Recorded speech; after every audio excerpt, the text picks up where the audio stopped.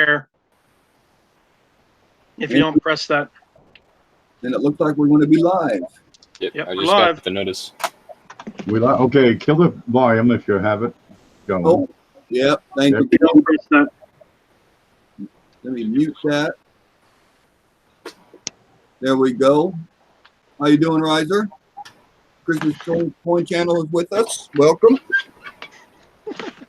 Yes, I am. Oh, yeah. He's on both. Hey, Schumar's in the chat. Nice. Yeah, I'm here. Oh, my goodness. What a week. What a week. Lordy goes by fast, don't it? Sometimes, well, when you sleep till 3 o'clock in the afternoon, 7 o'clock comes around fast. I got Got up late. Cajun, we got Corn Captain. Howdy, Riser. What's going on, Asian? Coin Captain is here. CJ's in the chat. Is this like having multiple personality syndrome? I'm not sure. Maybe not. It's going to be terrible. I don't know if I should speak on the mic or type. Both. Both. You say it and then translate it. Oh my goodness. There's Cajun, mon ami. I cannot multitask. I can still walk down the street and chew gum, but after that it gets real hard. I got to stop moving or hold my breath. Yep. Yep, you got to hold your breath for 10 steps and stop, take some air in, walk another 10 steps, stop, take some air in. Maybe back to chewing. All right, so I got this in. Did I show you? This is what I got. I got the envelope, and there's tape across it, and that's all well and good, but it's an envelope. So I got this coin. I paid $4 for shipping. All right, so that'll get some bad feedback. And inside, I got this here thing, piece of paper. It's the invoice, and what's across the invoice is the coin. It's in a flip, and they didn't staple the flip to the invoice. They just taped right across it this way.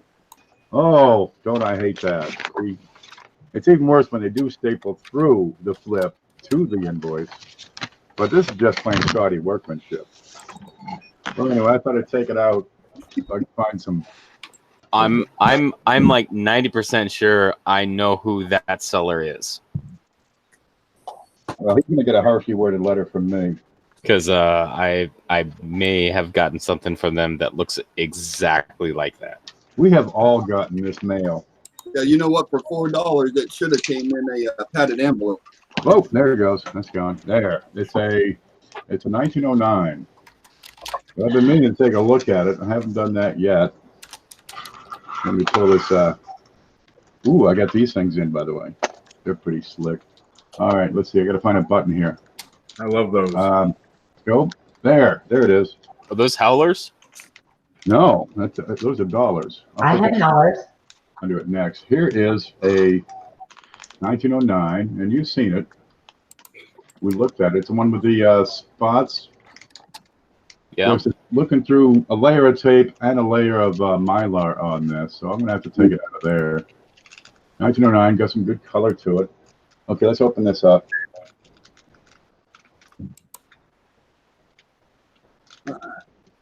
Oh, that's the one that you and I looked at, right? That's the one. Okay. I was like, man, that looks really familiar. Here we go. Here we go. So no VDB.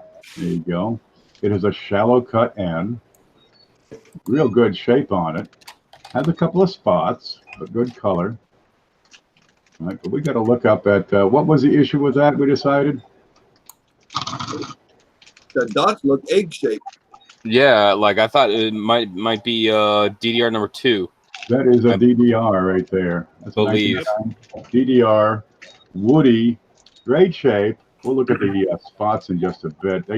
They detract, but that is a DDR, and we'll pose this to the audience and see which one they think it is. That's a nice one there, Ken. Good eye. Good cherry pick there. TJ picks it out. He says, "I'm not bidding on it." Yeah, I was kind of half and half. My focus right now has really been on the Flying Eagles. So I kicked it to Ken. I'm like, it's free game if you want it. It's yours. Okay, let's try it. CJ, did you see what Jay Painter sniped off of eBay? You mean the one that I left for him? Okay, the one you left for him. I just didn't know if you saw his post today. There is I don't know how much you paid for it though. But there has been 3 or 4 of them of the Snow 9s that have been sitting there for about, and they've been sitting for about $30 to $35 for several weeks. That I've been keeping an eye on, but it kills me because I was working with Blues the other night, and I looked back over one of the ones that I thought I identified, and I actually got it wrong. So I do not have a Snow 1. I just have 2 versions of Snow 2, which hurts me a little bit to admit that, but it's what it is. Well, together they're a Snow 4. Well, but the other thing is that And that's no joke. the biggest thing with Snow 2 is that there are 5 different dies on Snow 2. So if I could break it down to figure out which one it is, then that's for another day. That's a nice pickup, Ken. There we go. Okay. On your 1909s, right? That's a 1909 and 1999 VDB. You're going to have, if I can find my toothpick here, 2 types of reverse, right? And it comes down to this N. There's one with a shallow N. This is type 1. You're looking at the type 1. And there's a deep cut N, which, where the hell did it go? The upper corner, the inside point on the type 2 is going to be kind of sharp, much like this lower corner. But on the shallow end, it's much shallower. I'll see if I can find another one here. I just might have one here. Yeah, they also refer to those as the reverse of 1910. There you go. Oh yeah, just anything would work. Give me another. Give me a wheat penny. Nope. What's this one? Nope. I know I got some around here somewhere. Ken can't find the wheat penny on his desk. That's 1,000 of them. I can't find a one. Here's one. Okay, what's this one? I don't know what the date is, but if we look at the N in United, you see the upper triangle has a nice deep sharp point. All right, that would be type 2. Whereas on the type 1, it's a kind of muffled upper N. It's minor, it's subtle. But geez, now you got to have not just 2 1909s, you need 2 1909 VDBs. Oh, good luck on that. I can check the S and see if they're right, if they're 1 and 2 as well. But the 1909 SVDB is only available in the Type 1 reverse. So if you see a Type 2 reverse on a 1909 SVDB, you know it's fake. So we point that out. Okay. So which double die reverse is this one?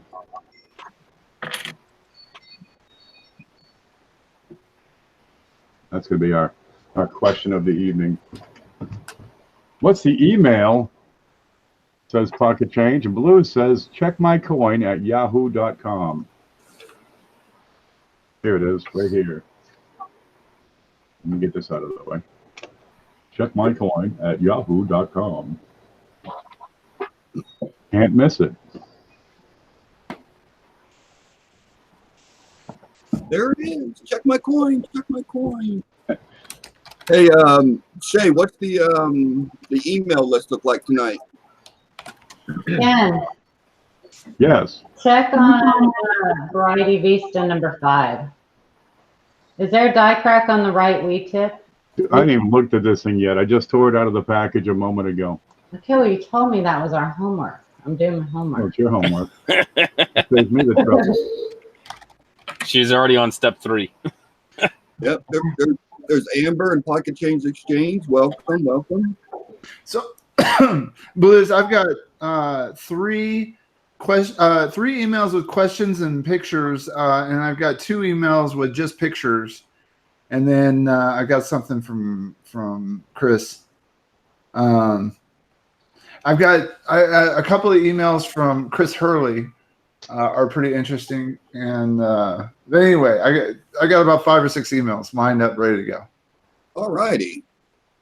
Blues, you got me presenting to everyone. Oh, yeah, I do. You're showing off that coin. Sorry. There I am. All right. Well, looks like we got some emails going out. We got some discussing questions to go through. But I think we need to go through the panel and we'll introduce ourselves. And whoever wants to start, and then we'll just go right or left from there. I guess I'll start. I'm Chris Rhodes. Most of you may know me from various Facebook coin groups, YouTube channel, Chris's Coin Channel, and I also write some blog articles, adventures in coin roll hunting. My main focus is errors and varieties, specifically in the Link and Cent series, although I'm trying to branch out. So that's me. All right. CJ? Yeah, my name is CJ. I am CJ's Coins and Crafts. I've been a collector for about 3 years. Really got into the hobby just on a whim. I do 3D printing and 3D modeling, which has helped me create some of the 3D printed dies that you may see as tools and all kinds of things.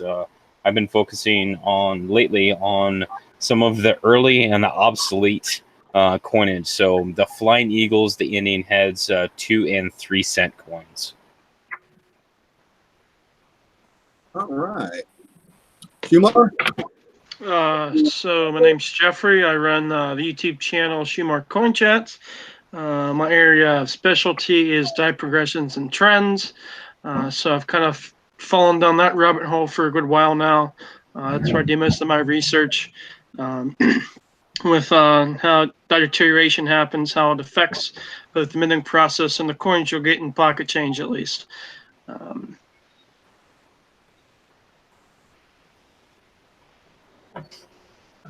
right. What's up with is it Mr. PV, Ken? Hey, how are you? I'm Ken. You know, I do my thing. We talk about coins. I like to teach people about coins. Now, we started this Q&A a couple, 3 months ago or something like that? 4 or 5? A few months ago. And we finally got around to setting up this here Facebook page. If we can see that. I see Chris. Where is it? There it is. It's on Facebook. It's called Coin Q&A. Imagine that. And you can get in, you know, ask to get in. And you can post your images. If you can't get through to the email to checkmycoin@yahoo.com, you can put it up there. But also in here, we'll have whoever's going to be hosting that week. We're going to have them up here, point them out. And we have a discussion topic we talk about. And this week we put it in a, here it is. We put it in a poll. And one of the biggest questions was, what if Lady Liberty had a beard? We had several responses on that one. That was neat. What if Lady Liberty had a beard? She'd look like Jeffrey Shumar. Yeah, but I do like that answer. What thing? Well, anyway, it's a way of broadening our horizons and getting things better lined up. Because the Coin Q&A, dude, it's really working. It's a thing that needs to continue. And part of the benefit of having this panel is not only you get a whole lot of different views, but you have people with different areas of expertise. And they can come and go. Dude, we'll always have a panel. And we change it around from week to week so you can go and see these people and explore their channels. This week it's BluesCoins is hosting. Be sure to give him a like and subscribe to his channel if you like his content. He's a pretty good guy. Just keep your hands and fingers away from his mouth and you should be okay. All right. Miss Paula? I'm Paula Bloom. I have a YouTube channel, Paula Bloom. I am a new collector fairly. I've been collecting for about 1.5 years now. I study errors and varieties with a passion. I like to things I like to collect. Old copper. I love the seeded half dimes, seeded dimes, but my focus is errors and varieties, and that's it. Shay? Hi, everyone. I'm Shay. I have a channel called Mantic Coins and a website called manticcoins.com. I've been doing this a few years, hunting varieties and errors and coin roll hunting. I have a coin roll hunting show on YouTube. We're in a little hiatus right now, but we'll be coming back soon. And I'm basically the coin community computer nerd. So anybody, we need you.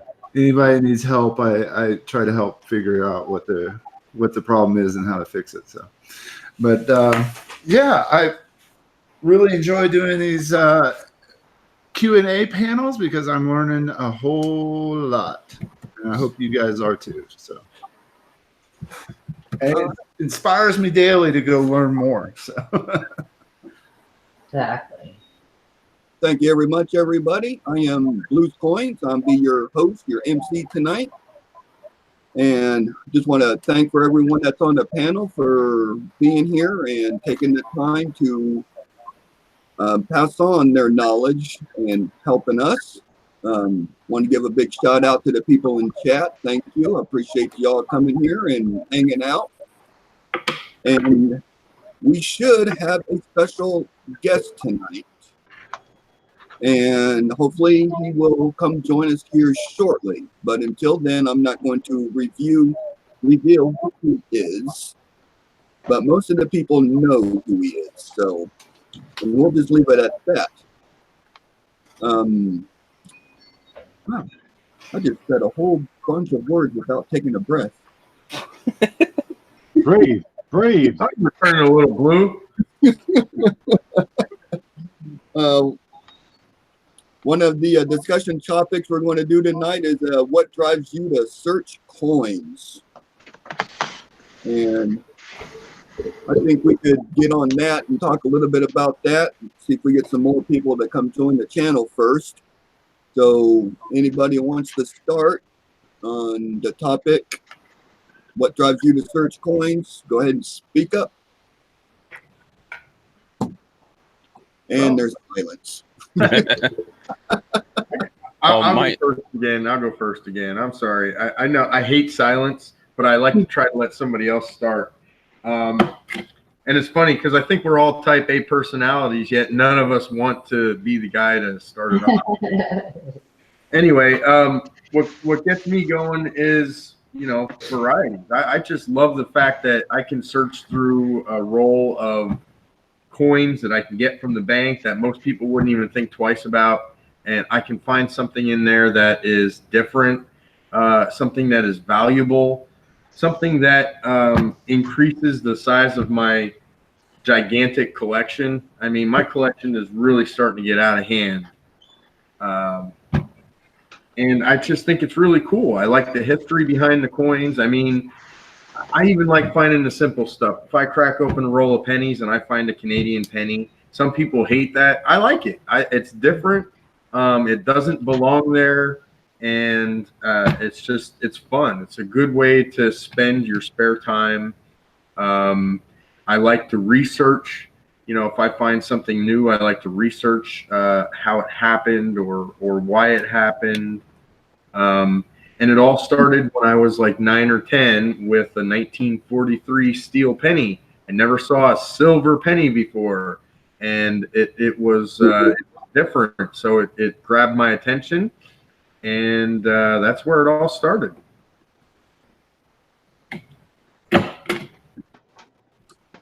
Thank you. Appreciate that.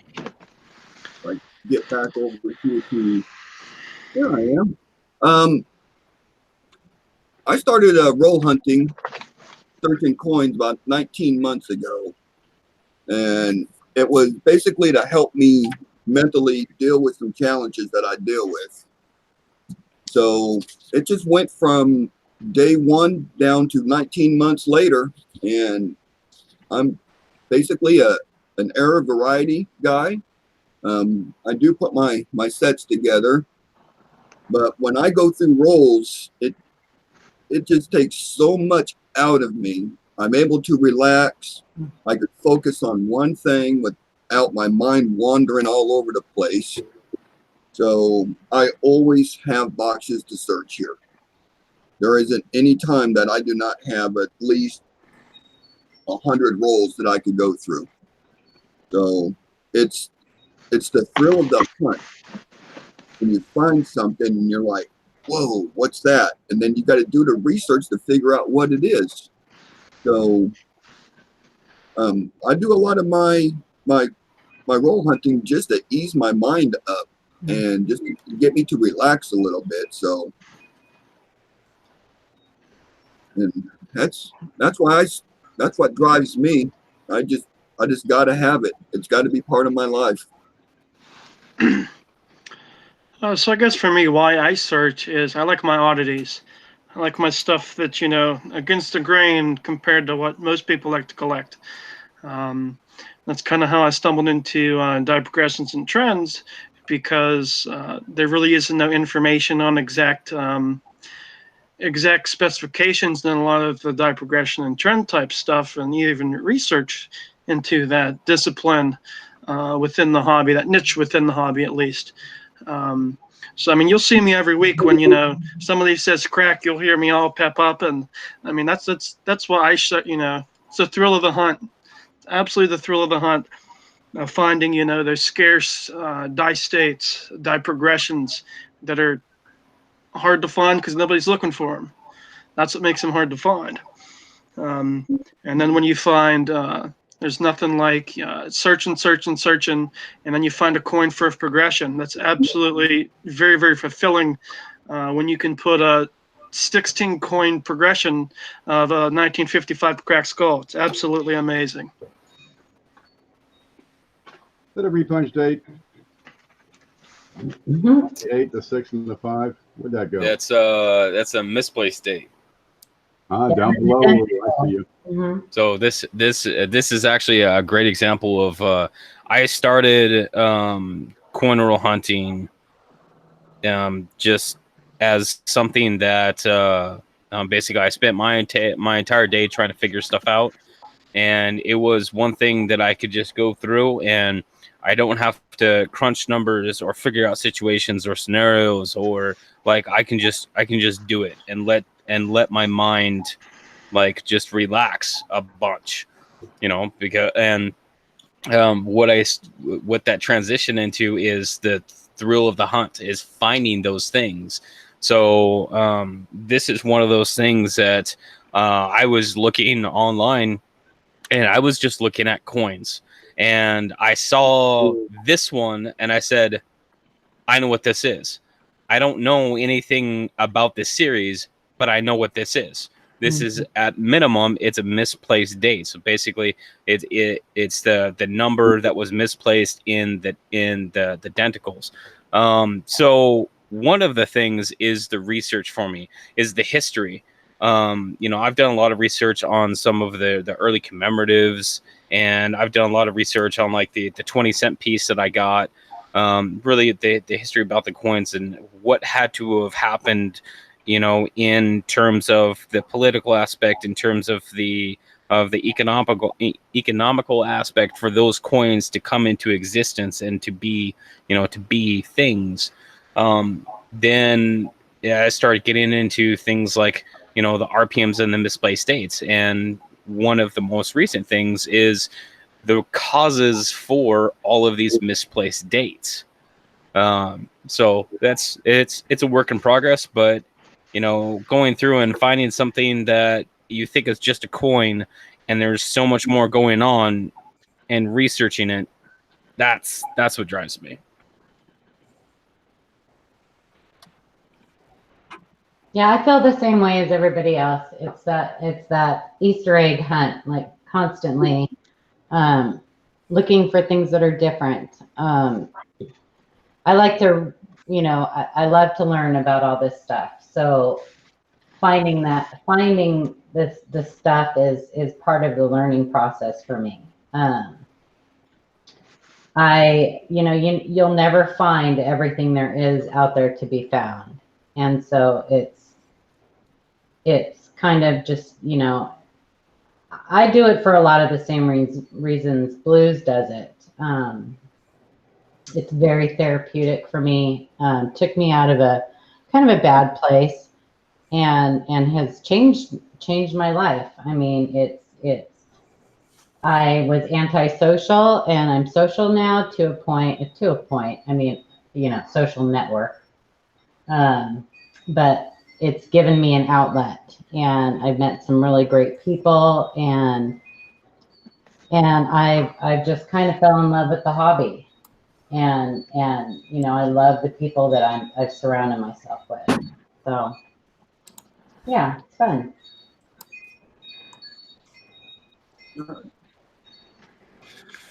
Well, I can talk a few minutes about this. I'm driven by a number of reasons. I guess overall, I'm a treasure hunter. I love the thrill of the hunt, like Trumar, and I really enjoy the thrill of finding things for sure. But there's a much bigger purpose to my searching of coins, and that's that every time I look at a coin, I have to go look up what all the varieties are. All right. Some coins, there's over 100 varieties of that one denomination, one mint mark, one side, 1960D. Right? Yeah, exactly. So it really has been helpful during my coin search to separate things by decade and then separate them by year. My dear mother has been separating them by year. I love her to death. God love her. But it gives me jars of the same year and mint mark to just pour on the desk and go through hundreds of coins of the same year. And I learned so much, and the one thing in the bigger picture, I've gone to tons of shows now. I've gone to tons of coin shops doing due diligence and trying to figure things out. How does this industry work? And I still have a long ways to go. Don't get me wrong. I'm not saying I'm a pro. But a lot of dealers are out there looking for bulk turnover. It's how can they move stuff, get stuff, and move it out as quickly as possible. I like the stealthy ability of spotting things that no one else sees because of the knowledge I've gained from coin roll hunting. All right. From all those hours of spending looking at the different varieties, looking through the coins, I have learned exactly what pickup points I need to be searching for on just about every denomination and variety. So I keep lists and lists of lists and databases of lists and printouts, and I carry my arsenal right on my phone. Nobody ever knows what I'm doing, but I can quickly get through coins, and I don't know. I love it. It's great. Nothing like buying a $300 or $400 coin for $40. And so anyway, that's the fun. Shay, you just gave away all your secrets, man. Yep. Dealers beware. I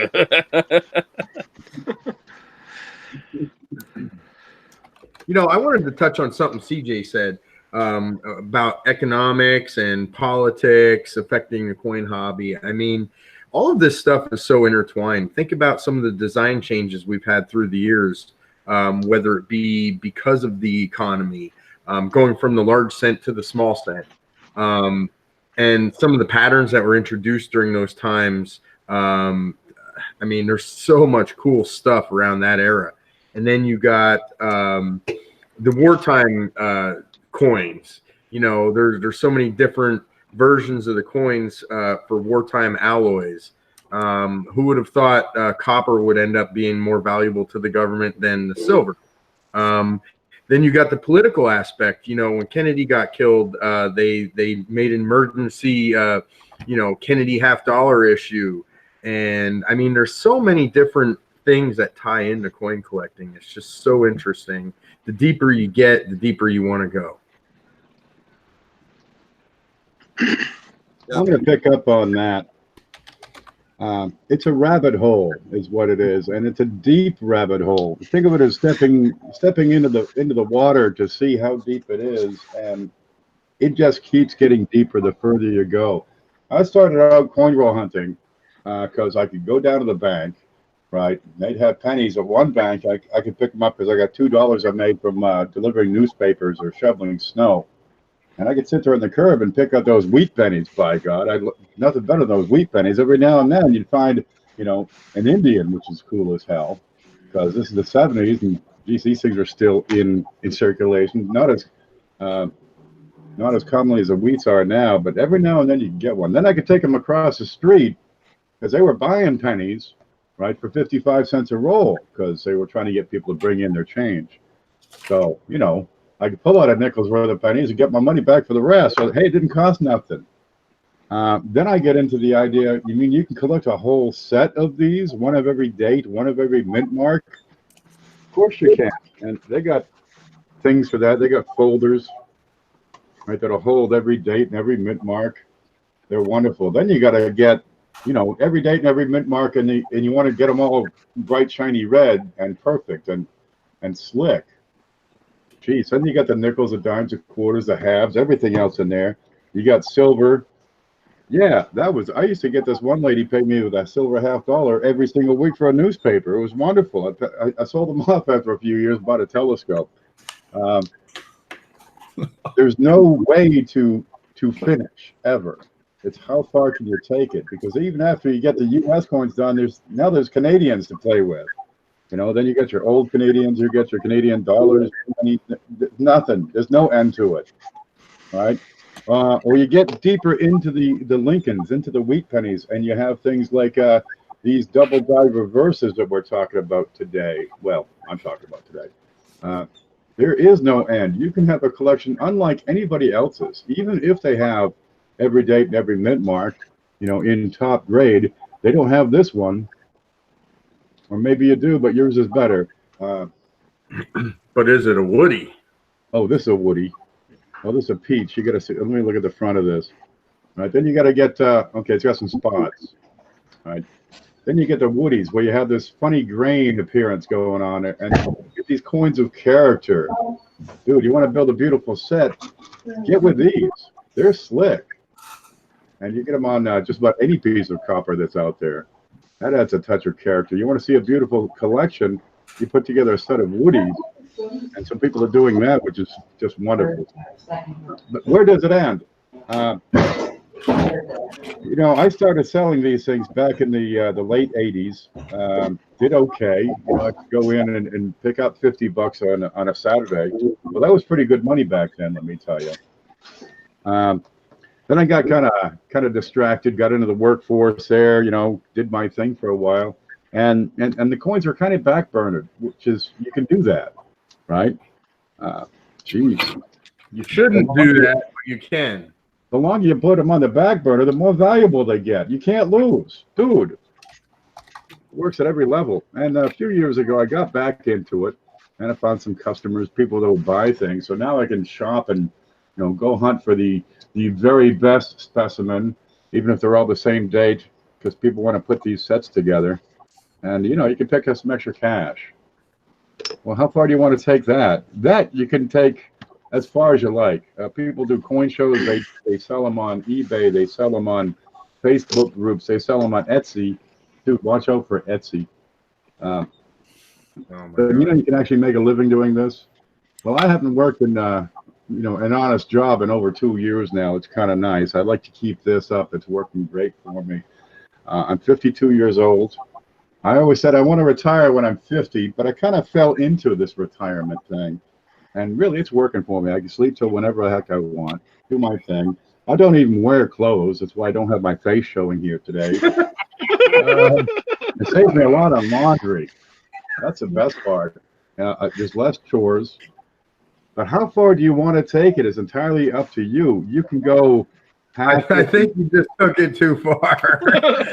Did we?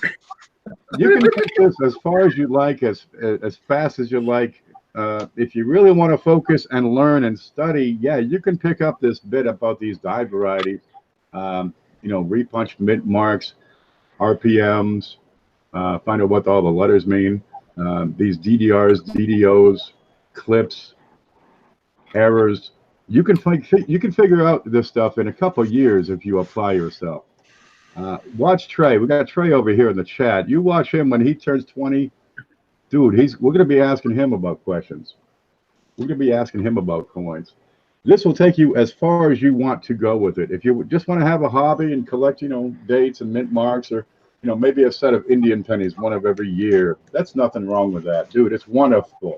You got something to spend some time with the grandkids or the nephews with, because they don't mind these things. Geez, one of these Indian pennies, you get the whole lawn mowed. No fooling.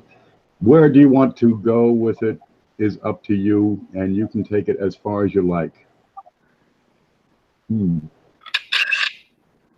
Well, there it is. All right. And for the people in the chat, it's like, wow, coin roll hunting. You look at it, it is not that expensive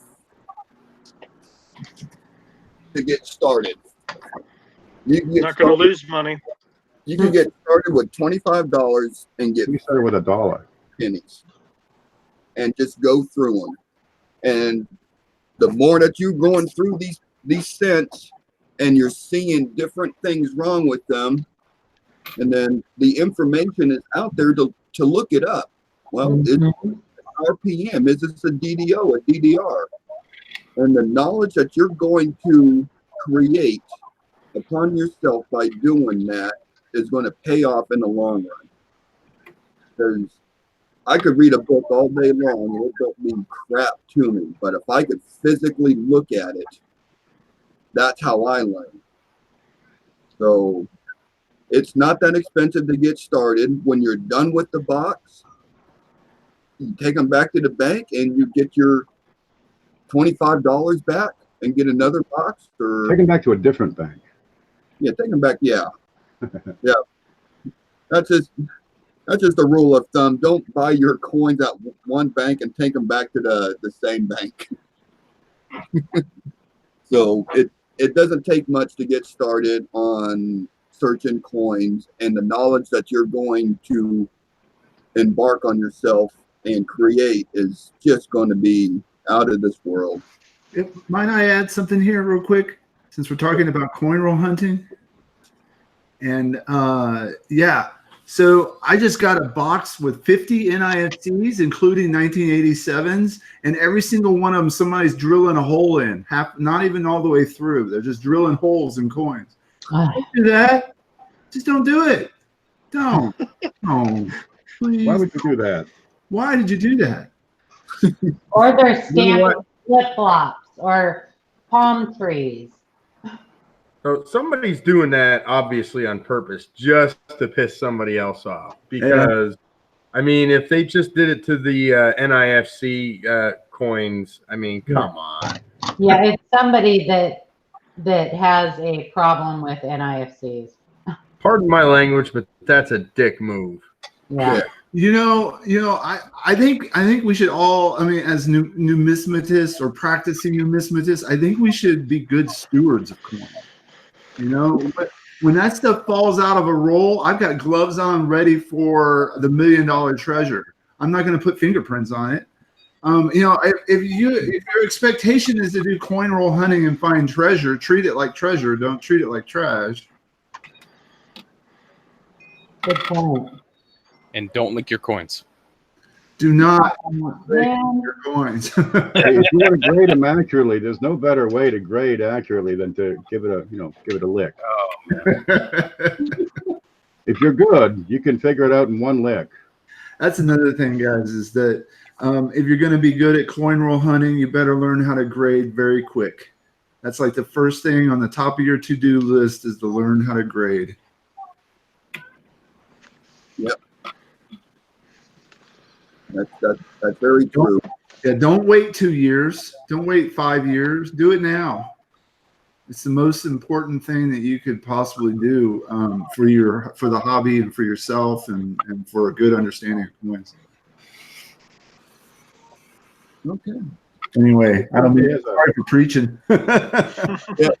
there's a feedback loop involved in this hobby, and then the more you do, the more active you get with looking at these coins, the more you're going to learn, right? You go through a box of pennies, you might not know the first thing about it, and just look through and pick out the funny ones, right?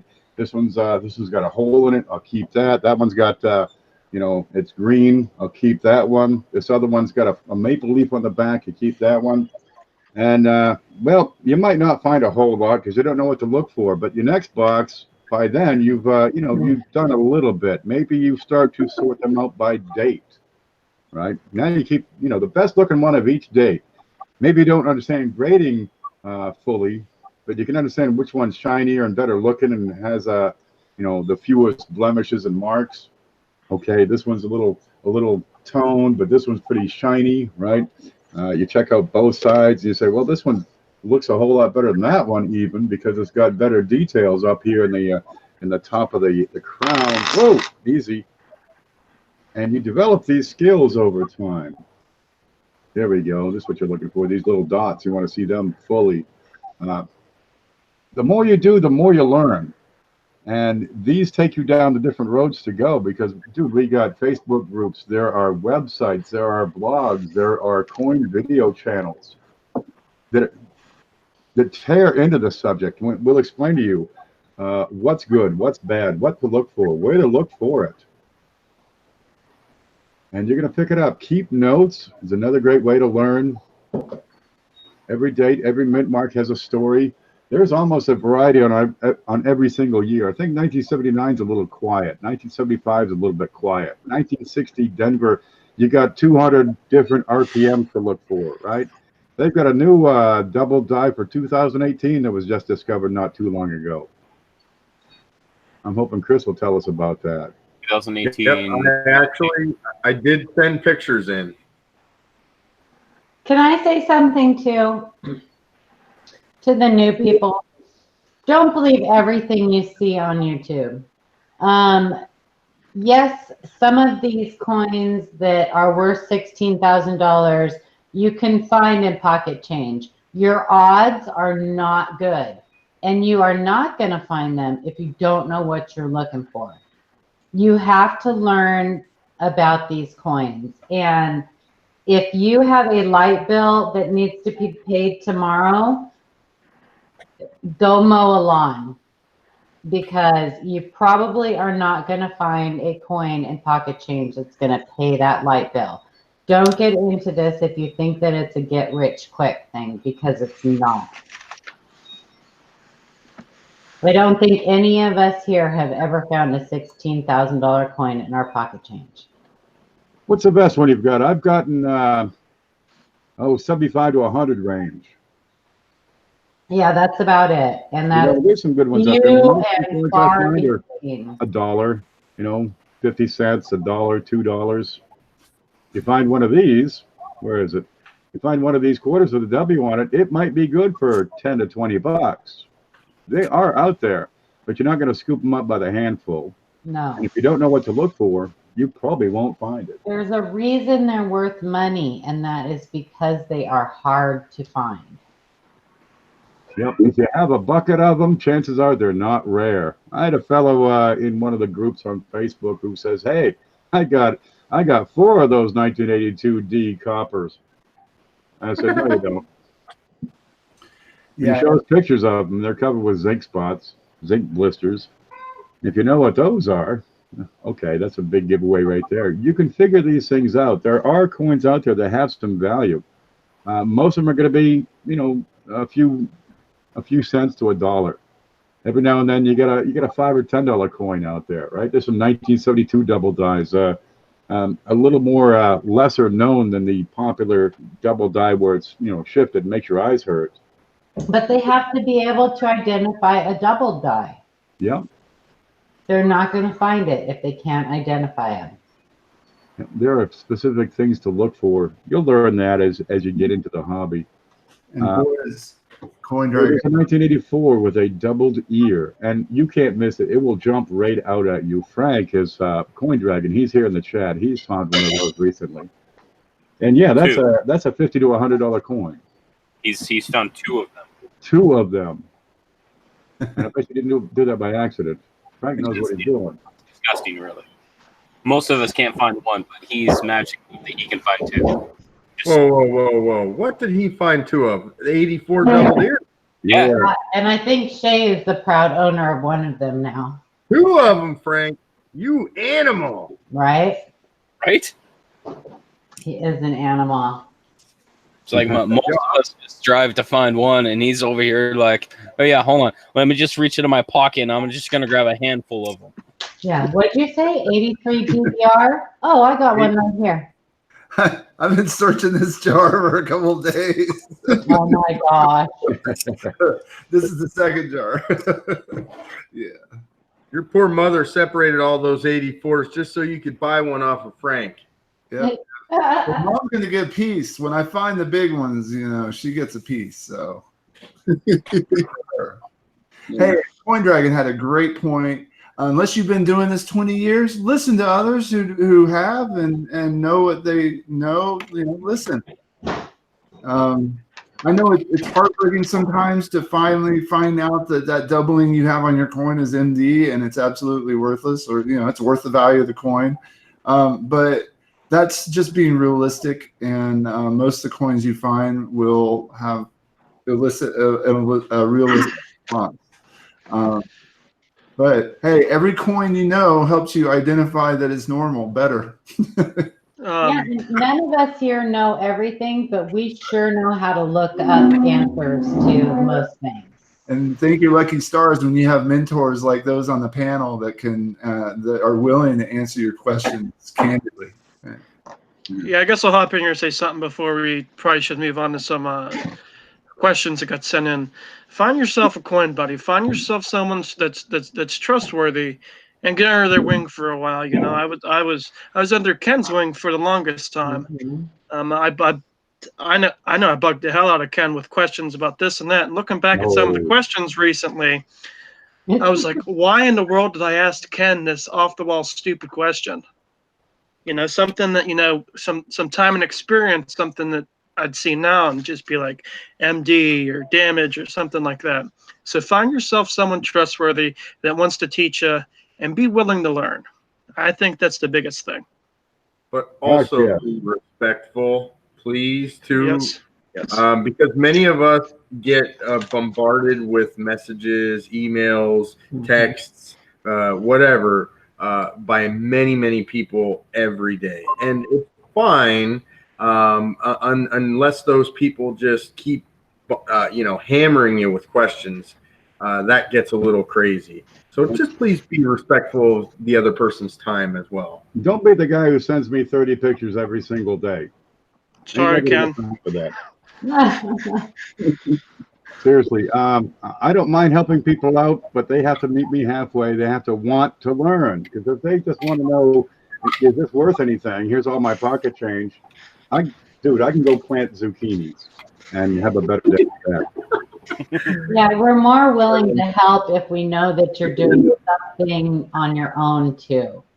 If Absolutely. you're doing some type of research on your own. If you're just looking for us to give you the answers and posting every single coin you find because you saw it was worth something on YouTube, you've got to do some of your own research. If we give you a link, go look at it. Go study it. So, one of our original questions was what drives you to, look through this stuff, basically, right? Buddy. I'm going through coins right now. I stopped at a local coin shop earlier today. It's taken me a long time to get them to cater to me, but now that they know I'm a serious buyer and I'm a regular customer, they have been catering to me and getting things that I want. Typically, they deal with mostly precious metals, but they've been getting some uncirculated rolls for me. So anyway, most of the time I get these rolls and they're so old. They're in these old shrink wrap tubes that, the coins are stuck in there. You're not getting them out. So I don't even bother anymore. I'll sell them right like I buy them. But sometimes they come in these, $2 tubes that the coins do come out of, and I can't help myself but to go through them.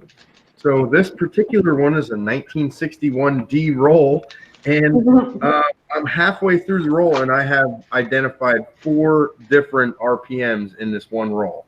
Now, believe me, this is not common, but it does happen. I mean, 4 different RPMs. I'm keeping one of each, and I'm putting the rest back in the roll, and I'm going to sell it that way. There are multiples of each RPM too, so somebody's going to get a really cool roll here. Hey, Chris, want to go through this roll? Sure, why not?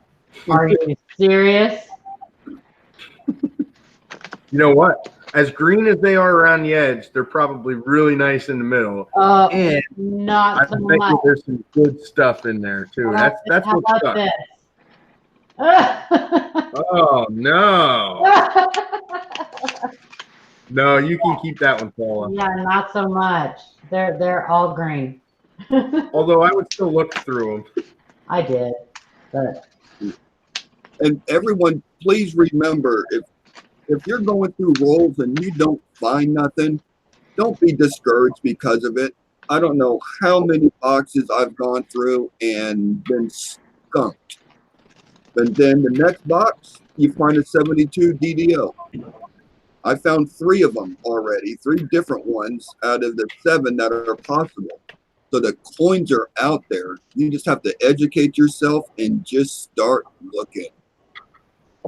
this one was a real disappointment. All small date, a whole roll of small dates. Yeah, that's a shame. Yeah. Hey, Blues, I've been I'm through on, a six. Oh, I'm on sorry. Go ahead. my third skunk box in a row right now. Yep. It happened. It happens. You'll get skunked on these boxes and rolls, and it's discouraging sometimes. But you just gotta get past it and keep moving on because that treasure is out there. My record is going 6 full boxes of Lincoln Cents without finding a thing, and that includes not one copper coin, not one. That made me mad. So 6 boxes, that's 150,000 coins. Mm-hmm. So that tells me that somebody in the vicinity has one of those Rydale machines and was farming everything that they could find for copper. But oh my God, talk about frustrating. The time I had invested in all those boxes and not one thing, nothing. That was bad. Yep. Yeah. It's discouraging, and I understand that. I mean, we've all been skunked going through boxes.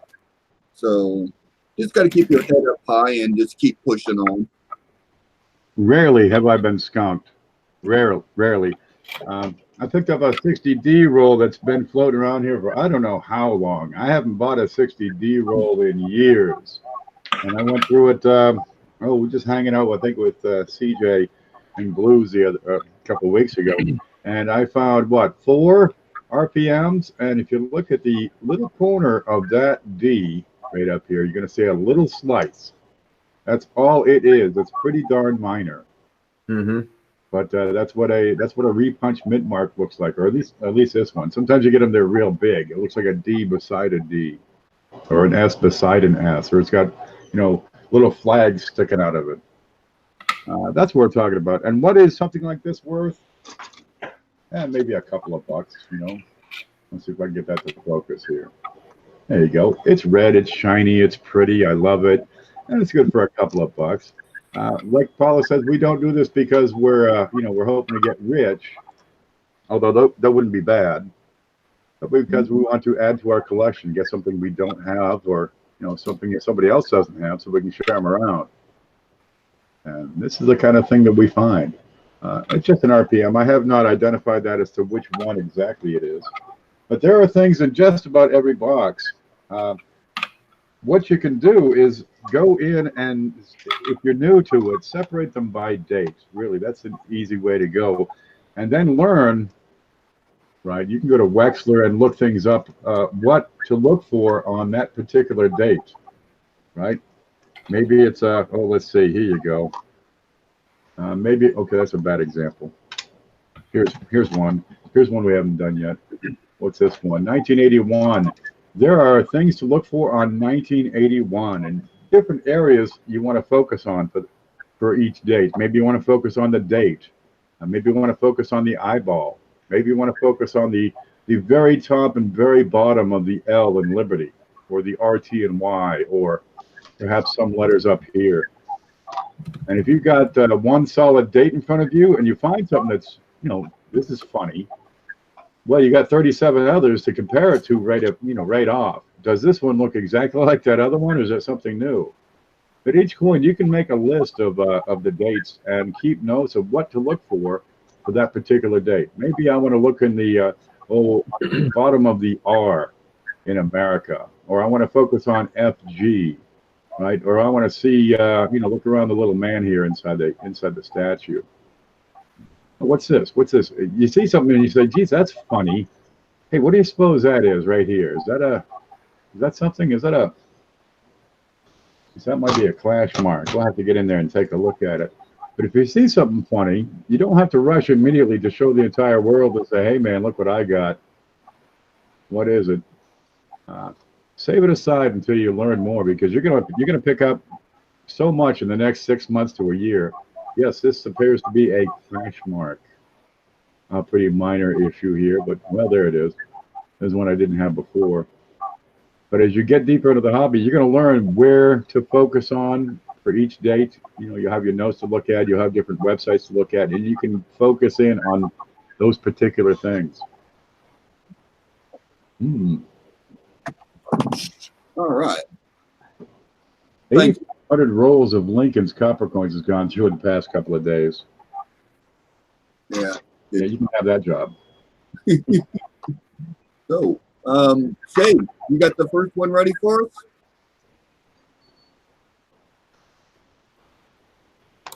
Yes.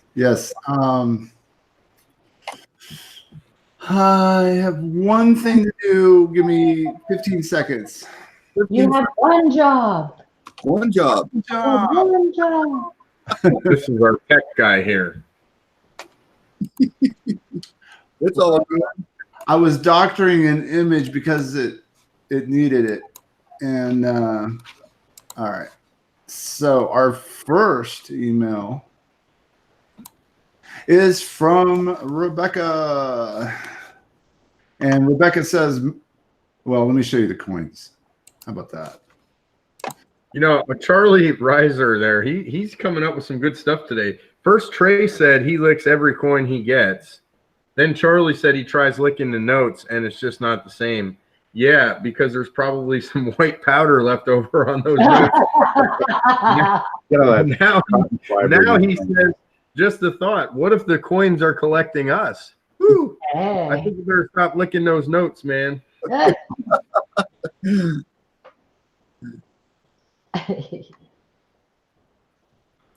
That's a weak strike.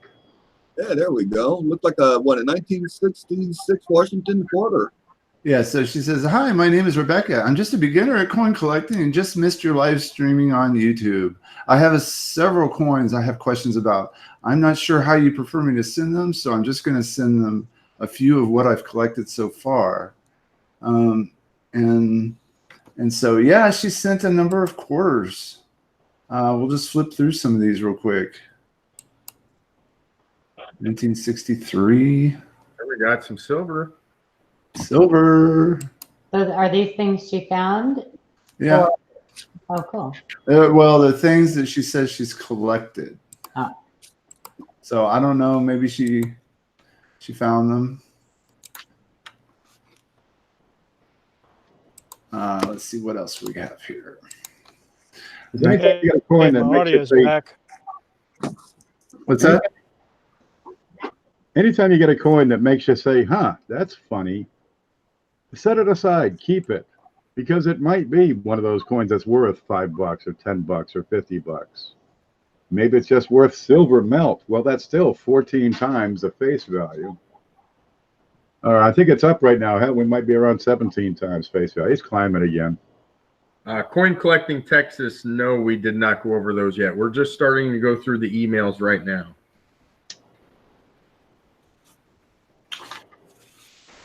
So I think some of these are mostly just worn, well worn and circulated. Although you did have this one in silver, Rebecca. Now, one back looked like it might be a little misaligned. Yeah. Looks like it's got a little roller mark on it too.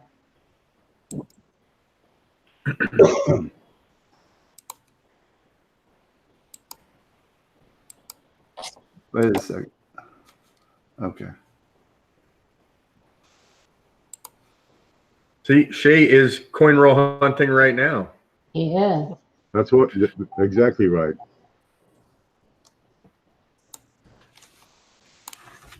Okay. So, you know what, Shay, why don't you go into a little bit of detail about what you were just looking at there? Those pickup points. Sure. Well, I've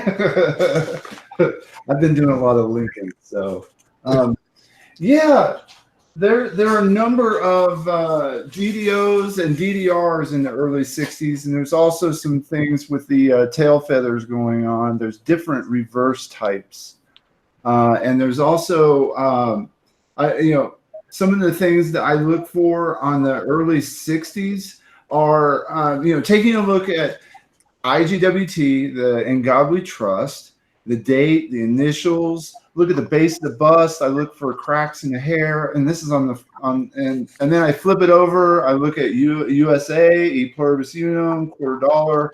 I'm always looking after the R's for splits. There's all sorts of different things and varieties that you can be searching for, but these and there's classes, and I mean there every type of error, every type of variety can be found on the quarter series. I find it pretty interesting. I was completely avoiding quarters for the longest time because I knew that once I got into it, there was so much to know. So it is an interesting series. It will take up a lot of your time, and it's a good learning series because there's so many of them available. You can find all sorts of varieties in circulation that people just aren't as interested in. Some of them are very interested in. They just haven't picked them all out yet. So I've never been skunked on quarters. Can I get in here? I'd like to get some audience participation. Those state quarters. Type this one in. Type your answer in. How many different state quarters are there?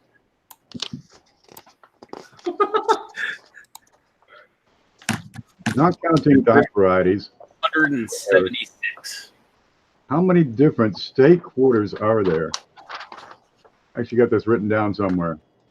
I'm going to look that up while you type in your answer. Here it is. Where's the screen? Here's the screen. Let's see. Here's Washington quarters. Let's see if you can see what I can see. Hank, come up here. How many different state quarters are there? This is the coin collector checklist I have up here. Now, they started those things in 1999. You figure there's got to be 50 anyway because there's 50 states.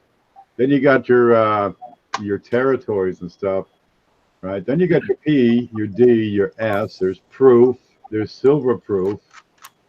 Geez, you keep on going. There's satins. In 2012, they started doing an S uncirculated. All right, but for the state quarters, we're going from 1999, which is here, the Delaware. We're going to carry that through to 2009. That'll be the territories as well.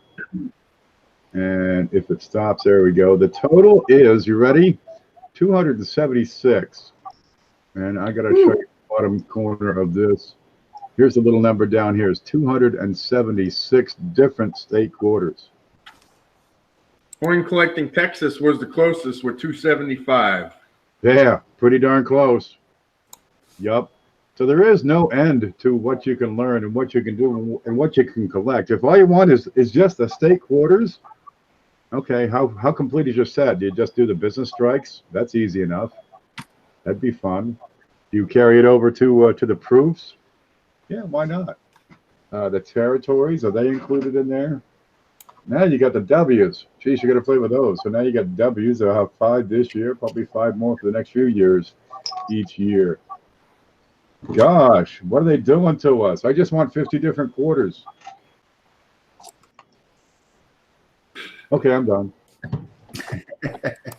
You'll find the chat again. You got my screen all messed up here. Yeah. All right. I have another email. Speaking of coin collecting from Texas, let's see. Let me switch this up. Coin collecting from Texas sent in quite a few pictures of coins, some slabbed, some raw. This is near and dear to my heart because I love 2-cent pieces, and this one is gorgeous. It's got a CAC sticker on it too, which is pretty cool. But yeah, beautiful 2-center. Some all sorts of stuff here for the whole panel. There's a Lincoln cent. 1922 no D, huh? Nice.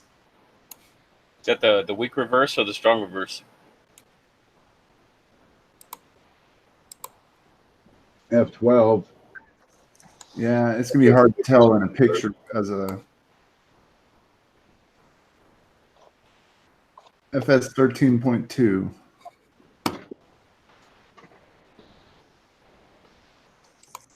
I got the book in front of me here, which is rapidly wearing out. 1955 double the die. Oh, 55. That's Like You know what? Die. I want to smack somebody right in the face for cleaning that one. Who did that? I didn't want to look at that. Yeah, okay, it's slab. You get a chance. Annex slab. Yeah, old annex soapbox. 1909 SVDBs. Okay, Cherry Picker's Guide does not differentiate the different die pairs. They show them, but they all fall under FS 013.2.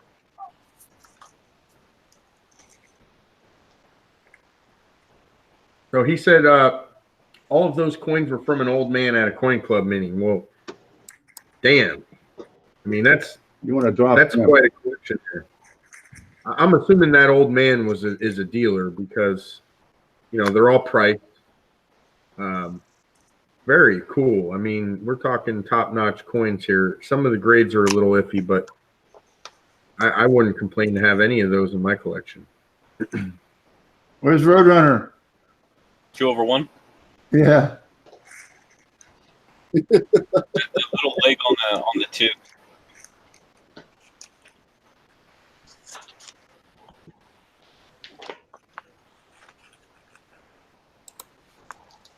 Yeah, those are some. Oh, Those are there's a heck of a peach right there. That is pretty nice. It just bothers me why so many of these higher end coins have been cleaned through the years. Like what's going through people's minds? Well, it used to be a fad. You're looking at 130, 140 years on some of these. Yeah, they probably went through like 170 years. when people would wash their clothes and things like that, probably. It doesn't say if it's old cleaning or not. They're still making Indian pennies, and this one's 50 years old. Wow, this one's really beautiful. MS63. So that's what it looks like. Yeah, they got feathers. It looks like a buzzard. They put these things out and said, "Here you go, people. This is your new penny. It's a third the size of the old penny. Good luck. It's still worth a penny." And people didn't like it because it looked like a buzzard. Oh, Is that a 56? they hit me right in the chest. Oh, Ooh. it's in 1856. They made how many of those? Why is Not it very many. his bare fingers? Is it in a? It looks like it's in a bezel or something.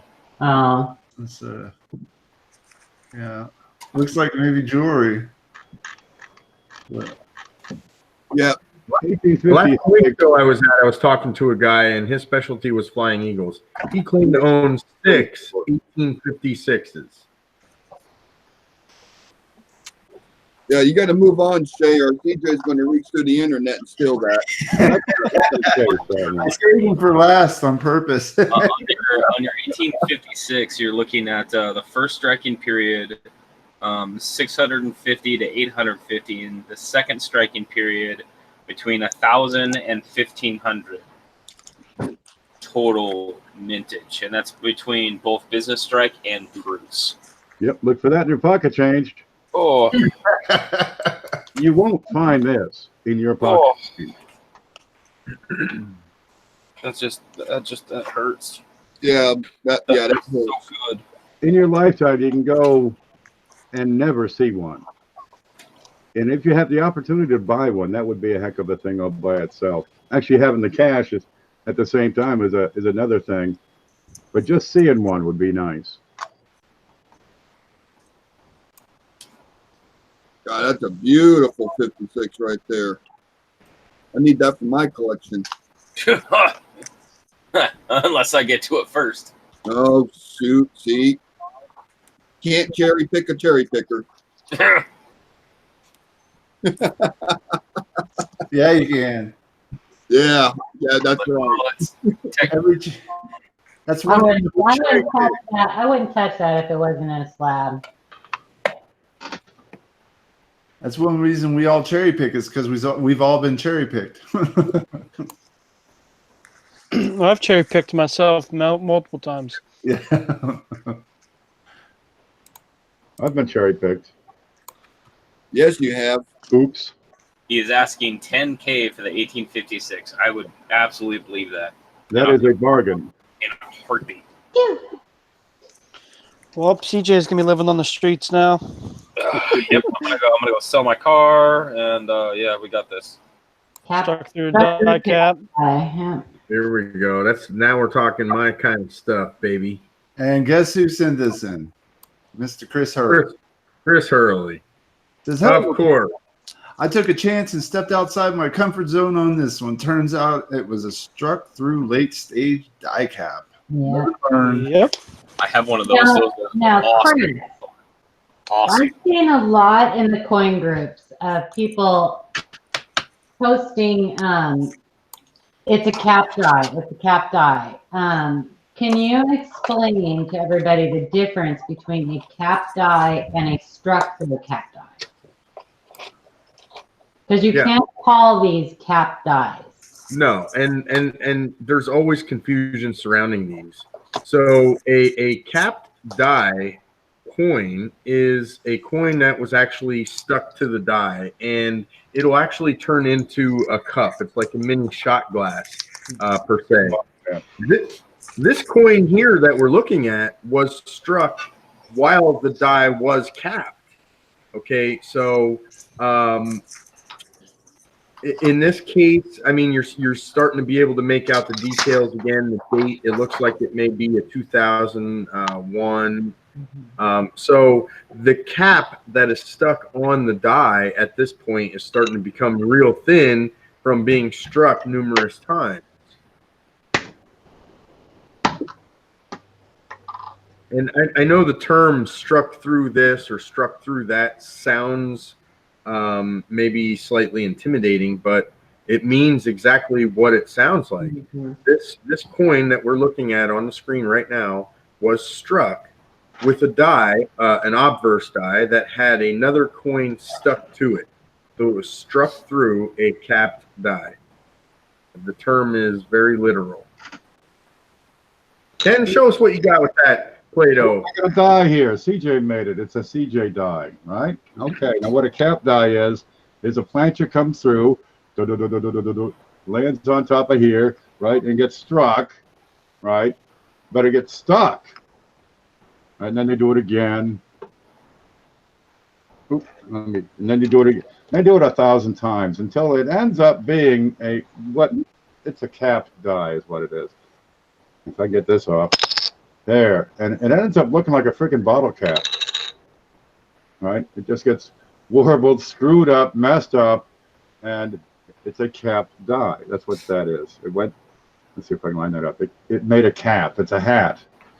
Now, a struck through capped die, right? It's just the next step in the process. Right, they got the cap die and they're mitting the hell out of that. They're just beating that into a bottle cap. But a struck through cap die, here we go, this is ready, is where another planchet comes into the equation. Watch this one. Ready? Then that gets struck. So it's a struck through. It's a struck through a capped die. So you're going to have one side, the design's going to be beautiful, much like you see on the reverse of Hurley's coin. On the other side, it's going to be kind of mushed up. Hurley. Because this got mushed up 1,000 times, and the other side's going to be real mushed up. It was struck right, but it struck through, so you got something in between the die and this planchet, the purple one. And it struck through this, the capped die. You've seen a strike through before. Let's see, where they have a piece of debris, say a toothpick in between, right? And it gets struck through that.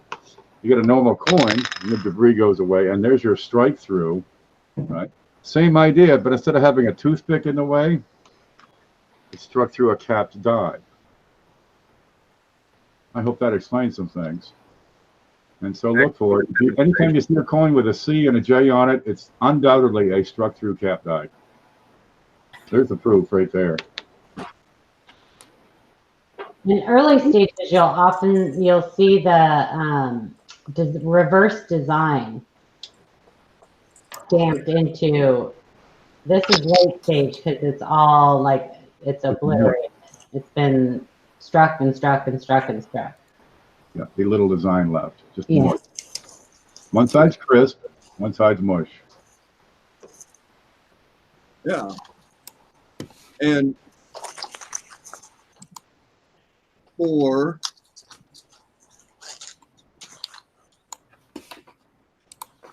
the people that are in the chat going, wow, where's he finding this information at? If you go over to the 1 Million Penny Project blogspot, and it's owned and ran by Ken Peavy, there's a key information website. And if you just scroll down there, it's going to give you all the links that you're going to be looking for to learn this information. Arrow rep right there, right on the information. Yep, arrow rep right there. That's a great site to have. Read that. My favorite part of that is Batman slapping Robin. Yeah. I mean, there's cuts on coins you get information at. There's specialized information from copper coins and all the way down to Brian's varieties, and he specializes in nickels. So the information is out there. You just got to get to it and just learn. You clean that 55 double die, Robin? Bam!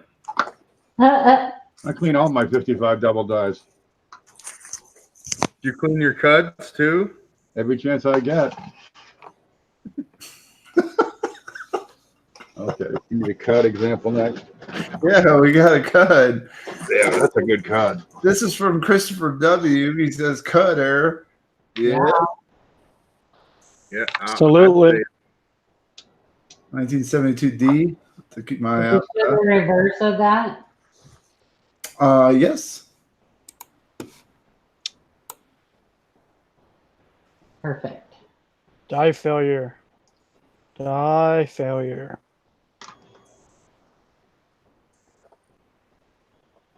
There it is. Opposite the cud, you should have weak design features because you don't have opposing forces to force the metal into the letters 1 cent. It all fit into the missing part of the die. Can we look at the memorial as well? I'd like to just make sure it's not a DDR. I'd like to stop here and look at the distance between 1 cent and the rim. Is that also an out of collar issue? It almost looks like it is slightly distorted there, doesn't it, Ken? Now, some of the metal's pushed into the gap in the die, but that's a hell of a space between 1 cent and the rim. And this tells me that you have a blockage issue.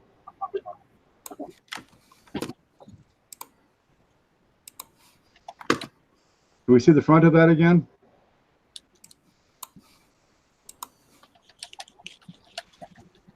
Okay, this rim looks. You got a big gap. This die is misaligned on this side. That's a mighty wide rim. Well, wouldn't that cut because the rim part on the on the actual die that the rim fits into, that's all Shoulder. space. Yeah. So wouldn't that naturally be like that because that metal flow is flown out past that? I don't know how to explain what I'm trying to say. Now, the only thing that would cause the rims to be wider in one area and not another is either a misalignment or an off-center type of issue. Oh, we got a special guest now. Uh-oh. There he is. Hi, Hi, Sean. How's everyone doing? Boy, I was working hard to get you that link, Sean. I was like tagging you. And Yeah, I know, right? I was like, oh, I forgot about the call tonight. So I jumped on, and fortunately, Eric had sent me the link. So yeah. Well, welcome. Glad to see you. All right. Thank For you. people that do not recognize this man, this is Sean, and he is Blue Ridge Silverhound.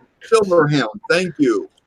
Would you like to be introduce confused yourself? with Green Ridge Cooper Hound. Great. My doppelganger exists somewhere out there. Hey, and Blue Ridge has a special guest. Two of them. This is my wife over here, Stacy. Hi. Hi. We're in the middle of like dinner and all that stuff. So, well, they are, but Ciao time. Tell us passing a the little bit baton. about yourself. Who, me? Yeah, you. Hey. Let's see. As far as the coin part of it, I've been in the coin game for 25 plus years, so I got a little bit of experience under my belt in that regard. So glad to be here. Of course, I've been on YouTube for coming up on 8 years, so fun stuff. I got a family of 4, husband, wife, two girls. Since the 2 girls, I got more gray hair now. So. You guys have heard that before. I got a family of 6, man. I got 2 boys and 2 girls, and the girls are the worst. They are. Girls are the worst. Oh yeah. And it doesn't get any better either. I only have. We have an 18-year-old and a 6-year-old, so we know. I have a 19-year-old and a 10-year-old. So, yep, it's Oh. fun. Yeah. Yeah, you figure they turn 18, it's like, oh, they're adults. They could act rationally. And it's like, no, they can't. Quite the opposite. Quite the opposite. Amen to that. Well, welcome. We appreciate you coming on here and sharing your knowledge and expertise on stuff. Yeah, it's the least I could do. Thank you for having me. I'm greatly appreciative. I tell you what, let me grab a microphone so it's not as muffly. I'll be right back. Coin Collecting Texas says, guys, show the gold dollar I sent photos of. Yeah, I told him that too earlier, Jeffrey. That's fine. We're going through emails in order that came in, so we'll get to it shortly. Yeah, I was thinking to myself, we haven't talked about food all night yet, and then Blue Ridge comes on, and his family's eating dinner, and now I'm hungry again.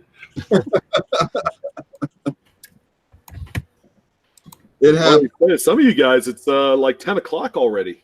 Right? 10 o'clock. It's from the East Coast area. Yeah, we're used to doing this until wee hours of the morning. So, Sean, I have a question for you. Yeah. You were talking about the release party of the 1870 seated half at the Carson City Mint, August 2nd, or August. It's coming out August 2nd. Yeah. You know about the release party on the 1st, right? Yes, yeah, I am aware of it. I'm gonna see if I can make it because the Carson City Mint is only 2 hours away, and I've been there a dozen times or so. You have to call. Yes. Okay. Yeah, I'm gonna be there. Oh, you are? Yeah. Outstanding. Yeah, I'm staying at the Grand Sierra. Oh, outstanding. Yeah, What's wrong my mom lives out in Sparks, and my brother lives out in Reno. Although they're not going to be around, they're out camping this weekend. So I'm from Nevada. Yeah, you can go and you can get raffle tickets too. They do a drawing for the first 200 line spots, or first 100 line spot for getting one of them, the early minted ones. They're only going to do 200 that night. On the first? Yeah, at the release party, they're only doing 200. That's the most people that they that they invited to the release party. Oh. So call them. They might still have availability. Possible. I'll have to act on it quickly. Okay, I can give you her number. I can message you her number. Okay, perfect. Thank you. All right, we have another coin sent in by Chris Hurley. Let me switch to this quick. Hurley's a machine. He is. He is. He's the master. You know what? I think he stole my title of Shield King. Chris says, pretty sure I found a new unlisted DDR for 2010. Last pick is of a 2015 WDDR 007. This one is similar on LB. Hope I'm right. Have a great evening. Okay, so this is the obverse of the 2010. He said he has a DDR. Let's take a look. Must be on the initial. Oh, yeah. Yep. To the insides of the B. Yeah, so. And big fat bottom of the L. Yep. Yeah, the giveaway on these is the shape of the spaces inside the B. Mm-hmm. Slightly slanted. Yeah, you got one there, Chris. Isn't the openings on the B a little bit bigger? It's not as smushed. Typically, yes, they are. Yeah, there's definitely some extra thickness on, most noticeable on the B, but also, as Ken said, on the bottom of the L there. And you can almost make out a notch on the right leg of the L there. Yeah, I see it. Yeah, yes. So with that L, you'd expect the bottom part of that L to be the same thickness as the upright position. You can see there's a big difference between the two. Yep, there's another one for you, Chris. Congratulations. Whenever you find one that's funny looking, compare it to a known example, or just grab one up because you got a roll of them in front of you. And that J looks a bit distended. The bottom left of the F, the bottom left of the M. Yep. That's a winner. Very nice find. Absolutely. Now send it into Wexler and wait 12 months. Oh. Chris Hurley is excited. Said yes. Yeah, I think the guy who sent the 2018 D double air said he sent it in January. Yep. It was postmarked January. Yep. He just got it back. So at least it's a good sign. I mean, at least it means that things are getting done, you know. So. Yeah, I know Wexler was he was sick for a little while, so he was getting backed up there. There it is. Yep. Nice. I heard about this one. I think if I remember right, this is going to be in the next edition of Striker Rich with Pocket Change. Yeah, I mean, going to be in the let's be honest, coin. we're not getting a lot of good stuff out of Denver here, and No. that's a nice one. That's a nice one. We get nothing. Oh my God. Yeah, I really feel bad for you guys out in the West Coast because I'm about 2.5 hours from the Philly Mint. I get all the good stuff. I Lucky am dog, lucky. so happy I didn't get rid of my 2 boxes of 2018 I D. have one. I have rolls of 2018 D also. I have just rolls of them. I'm like, now that this is appetizing right here to see. Now here you got a Denver Mint double dial burrs on the doubled ear, which really makes it spectacular. It's easy to notice, right? It'll jump right out. I've got a standard shield penny right here. Let's see if I can get that to stand upright. You'll be able to see this one. It'll jump right out at you, but it's a Denver doubled ear. There are no others. It's the only one known so far. And how many examples are known? One. So far, one, yeah. I believe that one only one. that one can probably easily see $50 to $100. That kind of surprises me that he actually attributed it with just one known.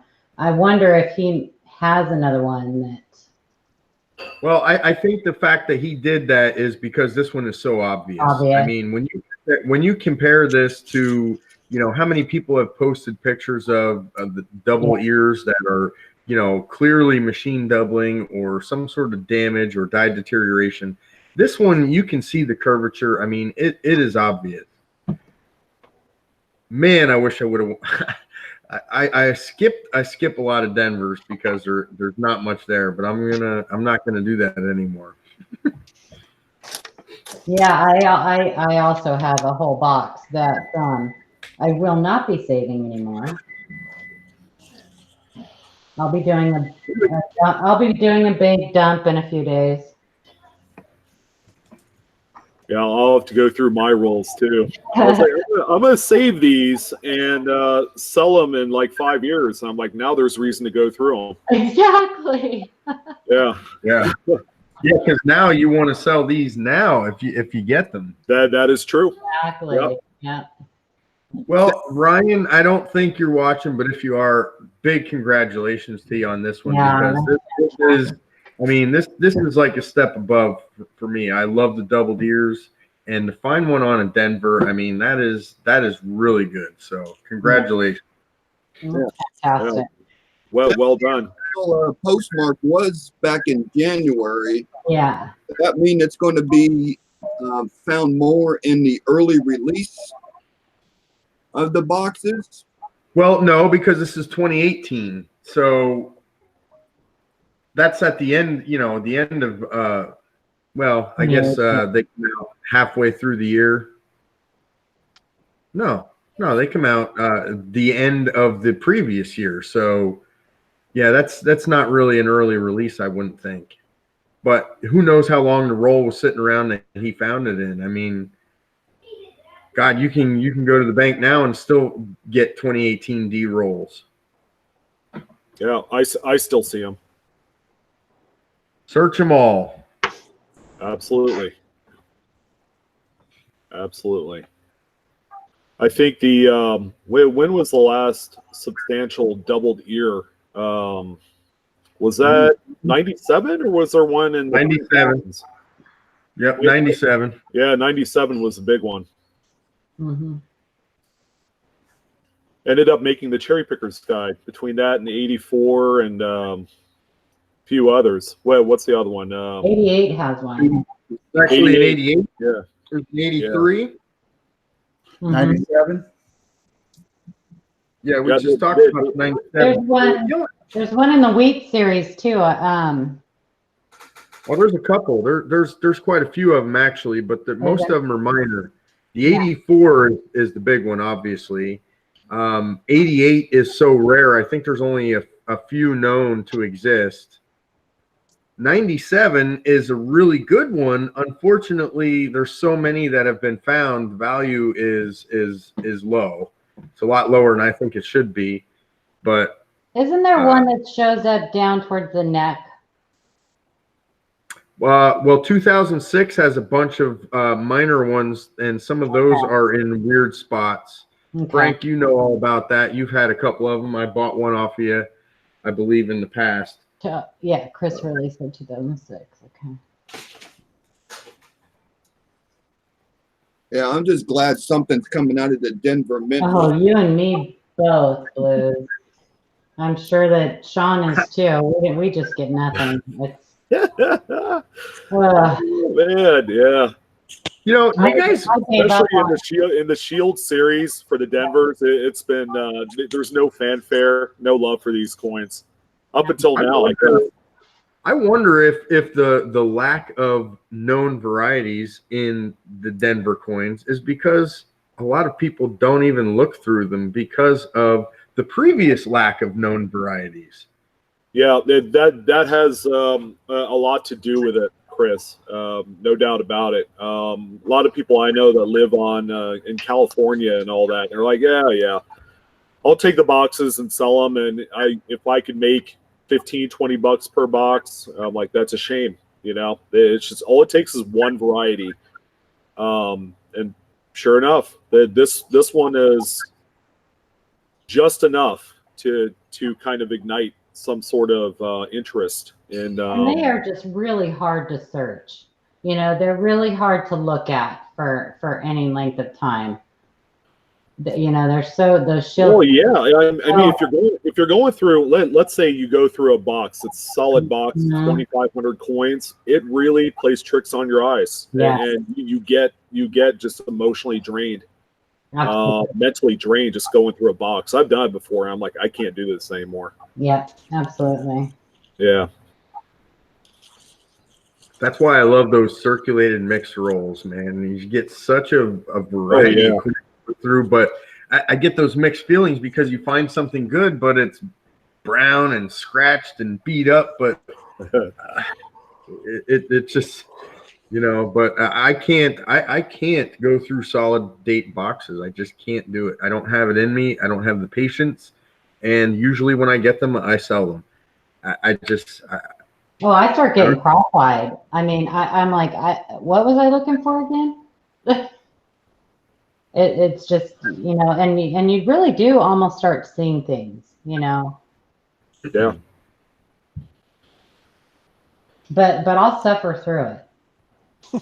Well, I'll definitely suffer through a box of 2018 Ds. Now, if they're all, you know, produced from the same set of dies that does not have this doubled ear, that's a different story. It's almost like going through, you know, a box of 2019 D and not finding anything. I know a set of dies can crank out a lot of one coin, and I kind of doubt that any Mint employee will catch this one. You know, I mean, to us it's substantial, but to the Mint, you know, it's. Well, this one in particular almost looks like it's, you know, it's a later die stage. I mean, the detail. I don't know. I want to see more of the coin to really you have to see more make of the that coin, assumption. But just from hard. Lack of detail there around the neck and stuff. Yeah. Yeah, I'd want to see regularly out. It's going to be your biggest pickup point for die stage. Yeah. You know, on these new shields, it's kind of tough because the relief is so flat on them that it gives the appearance of, you know, it being a later die state to begin with. So, yeah, but me personally, I would love to see the whole coin, you know, just to, maybe there's some sort of pickup point or, you know, marker that, you know, wasn't apparent that is apparent on this particular variety. Let me see if I can locate that.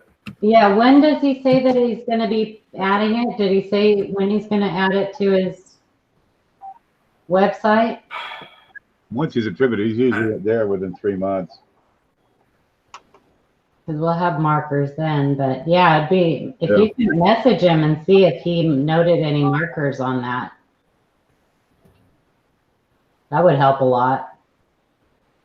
You know, I didn't even bother to check the website. It could possibly be on there now. I'm not sure, but I doubt it.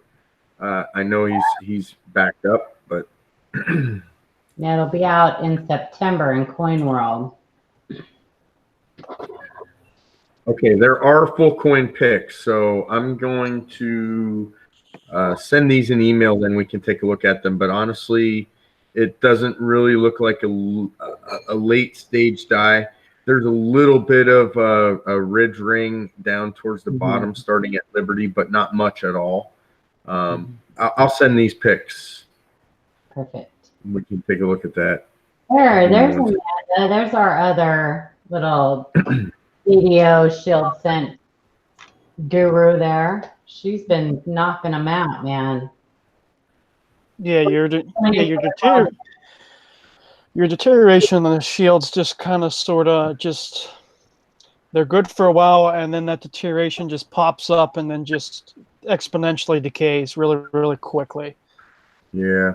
Does anybody know the approximate number of coins they are minting on each die on the shield sense? 200 to 500,000 is typical. Yeah, Okay. yeah, 200 to 500's right about where it's going to be. Yeah, so they're using the Yeah, that's about right. Depending on if you have die failure, how just really comes down to how that die was annealed and treated. Yeah. Yeah, and Jeff Stanley, actually, he's making a good point here on YouTube. The strike, the quality, and the luster on Denver quarters is amazing. Denver seems to make such higher quality coins. Yes. And I don't really understand the reasoning for that, because personally, I like the fact that Philadelphia can't get it right, because that guys like me love that, right? But yeah, for some reason, the quality coming out of Denver is so much better than the quality coming out of Philadelphia. Yeah, that's one question that's kind of intrigued me for a while, and I haven't been able to get the right answers. Can come down the difference of the presses. It's a lot of different variables. How many employees they have, how many quality control people they have. They got this one old lady named Edna. She's been there for 40 years. It ain't nothing getting by her.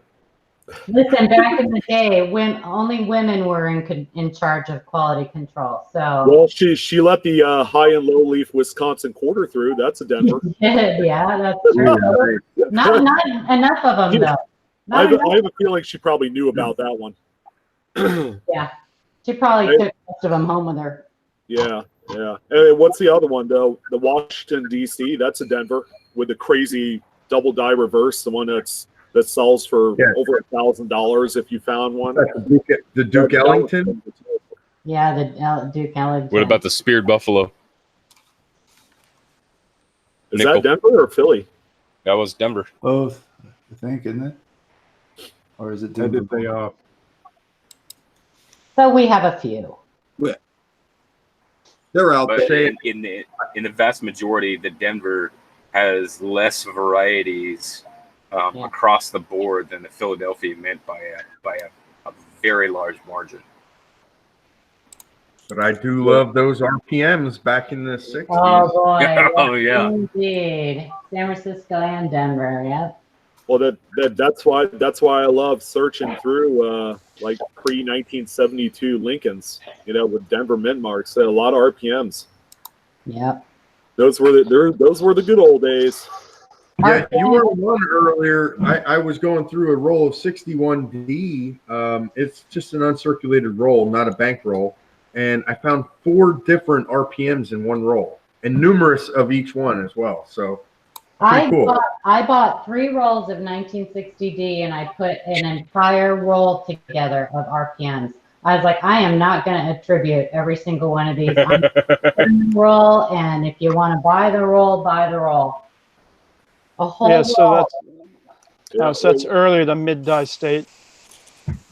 Yeah, you can see a little bit of that ridge ring forming on the left-hand side near the bottom. Who's got it up? Shay has it up. Shay has it up. Yeah. Blues, you want to focus on Shay? Yeah, all around the left-hand side there too. But what about the obverse? Is what I want to look at. Same thing. Yeah. You got a little bit around the bottom left. Right above Liberty, it's starting and going down. Like we have some die deterioration on the date too. Hard to tell from that photo though. I mean, I would consider this one probably a mid-die state coin. This is going to be your average coin in the Shield series, really. That ear is going to be Look at that ear, man. that I ear mean, is that's easy to spot. That is going to be yep. easy. That one sticks out like a sore thumb. That with the naked eye, Yeah, I like it a lot. that's going to be easy to spot. You know, the word has been put out about the new discovery because they're already on eBay. Oh, really? Yep, there's 2 listings for them already. Because Are people Are are, they real? people are opening those rolls now. Are they real or are they just contact marks across the earlobe? That's the key. Are they real? I look at the photos that were posted and they look legit.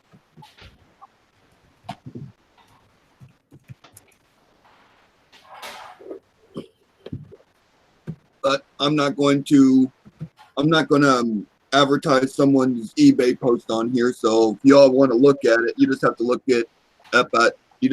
for it on your own time. Yeah. Shay, do we have any more emails? Yes, we do. Lots and lots and lots. All right. Yeah. All right. So I think I have some prepared though already. So hold on a second. Had one thing to do. Hey.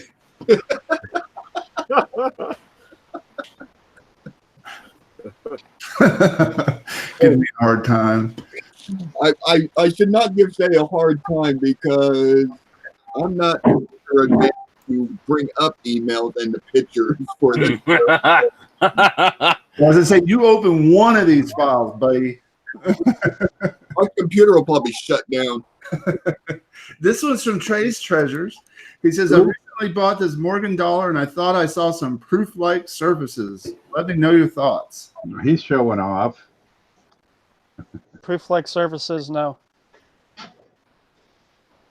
It's not enough to kick it into proof-like.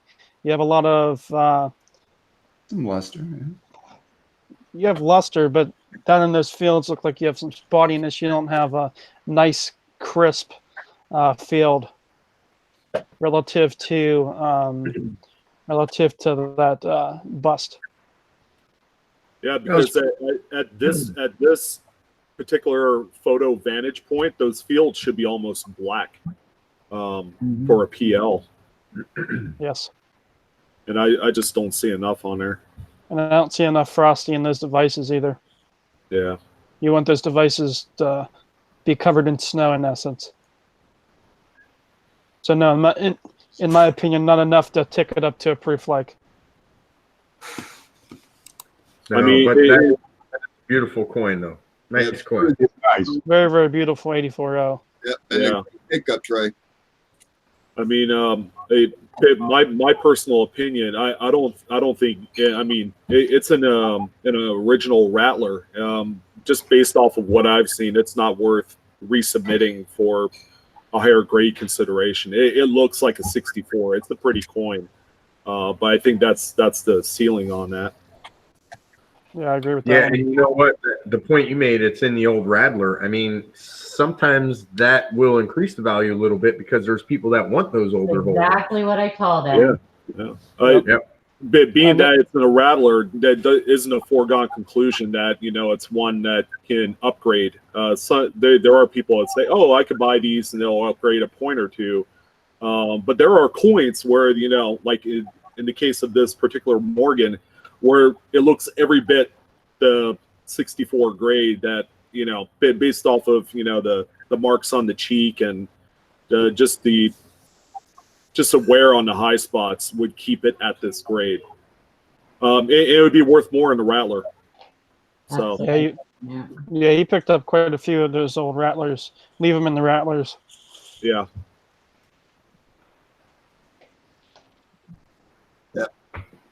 That's a nice pickup tray.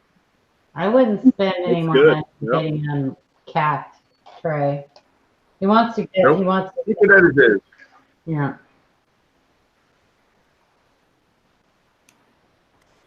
What do we got next? Next one? He got a nice PC. Did he show his Carson City that he got?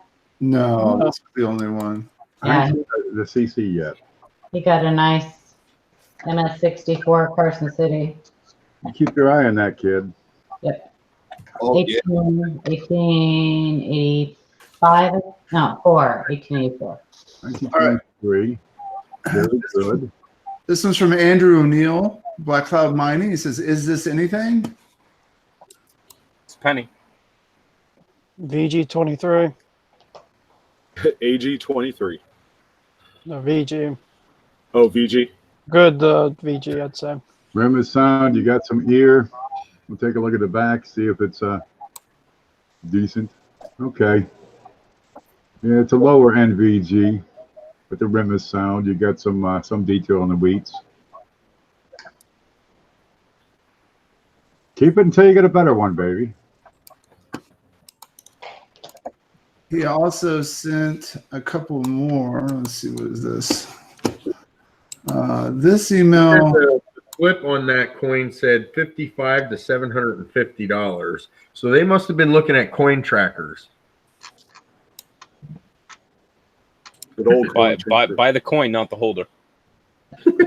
Very true. Yeah. He says this one was labeled splattered die. Damn. What? Splattered die. Oh my lord. Is that an error, ref? Just when you think you've heard and seen everything. So my biggest thing about this splattered die, I want a definition of what in the world a splattered die is. It's a die that is made with non-Newtonian fluid. Okay. When it's strikes, it's Splatter. solid, but when it's not striking, it drools. Yes, exactly. Yeah, it kind of looks like it got splattered from some hot coffee inside the coin holder of his truck. Yeah. And then dropped on the road and run over and then buried underground. Oh my goodness. Okay. Sorry, Andrew. I hope you didn't spend more than $500 for that. Hey, flip it over. It might be close AM. Yeah. Yeah, you never know. I mean, my heart would break if it was, but you know. I'll tell you what, I'd still be happy to find that one. Yeah, it's still worth something, and even as a splatter die. Splatter die. Splatter die. I like that. Okay. Well, looks like it's a why. Here's a good opportunity to explain a little bit. You know, you look at the A&M on this particular coin, it's kind of hard to tell, right? You got some damage up in there, you got some discoloration, so you have to look at one of the other points to see if it's a close AM or not. I would go right down to the FG, the designer's initials, and those are nice and sharp, and see how close they are to the memorial base. That means it is a wide AM coin. So, yeah, you got to look at all the pickup points. Yeah, the distance between the two T's and states, the equal spacing between the A and the T on both sides. And that right there is a key point that goes across every single coin that is ever asked. That people get focused on individual spots, and so you take that spot into account, and then your next question should be, what does the rest of the coin look like? Mm-hmm. Because there are other things on those coins that can lead you to a correct conclusion based on those other details, instead of having a single microscope focus on one spot, because it's really not definitive. Case in point would be the 1864L Indian head, right? I mean, some of those are so worn, you're not going to see the L, so then you look at the bust. Oh, that didn't work. Yeah, there's a one. That one. Another one. Okay, all right. This isn't, these aren't football plays. All right, let me move on. Actually, goodness, you're gonna be John Madden, start writing. I was gonna start drawing X's and O's here. All right, let's see. All right, I reached the point where I had preloaded images, so let me check real quick. think the next one's from John Claggett. He says, misaligned, off-center broad strike with indent. Let me open this up for you. Uh-oh. Mr. Claggett's been getting some nice stuff too lately. He knows his terminology, so we're in for a treat. Let's hope we can match it up to the right coin. Yeah. Okay. Well, while we're giving Shay a few minutes here to get some more pictures ready for us viewing pleasure, how about we go back down to one of the top for the discussion, and I think this is going to be a good one, and it's going to bring out some interesting comments. But what if Lady Liberty had a beard? She'd be a dwarf. Be a dwarf. Everybody in the world would look like Schumacher. She'd be a Jenner. She'd be on the Canadian dollar. That was a good one. I think the more appropriate question is, would it be a coin or a token? Right? It'd be a hard times token. Hard time. Oh, yeah. Yeah, that's beautiful. I think in today's society, that would be completely acceptable. Yeah. Sideshow coins. I think it'd be more of a If guys can wear dresses, girls can have beards. Come on. It's only Ever fair. been to a circus? Oh, man. There was a girl up at the plant and had a beard. oh, God. And she We're was gonna like, go I on don't with know the one stories. day. Ken, how long did you date her? No, Oh, we got into it one day, and I told her what I think. Sure enough, here comes a plant manager. He wants to have a talk with me. Yep. Look, man, I know you don't like her. None of us do. But, regardless of how ugly she is and how big that beard is, it's not polite to say it. Then he walked away. Okay, I guess that was my talk. And you never took the kids to school to work again, huh? Oh, gosh.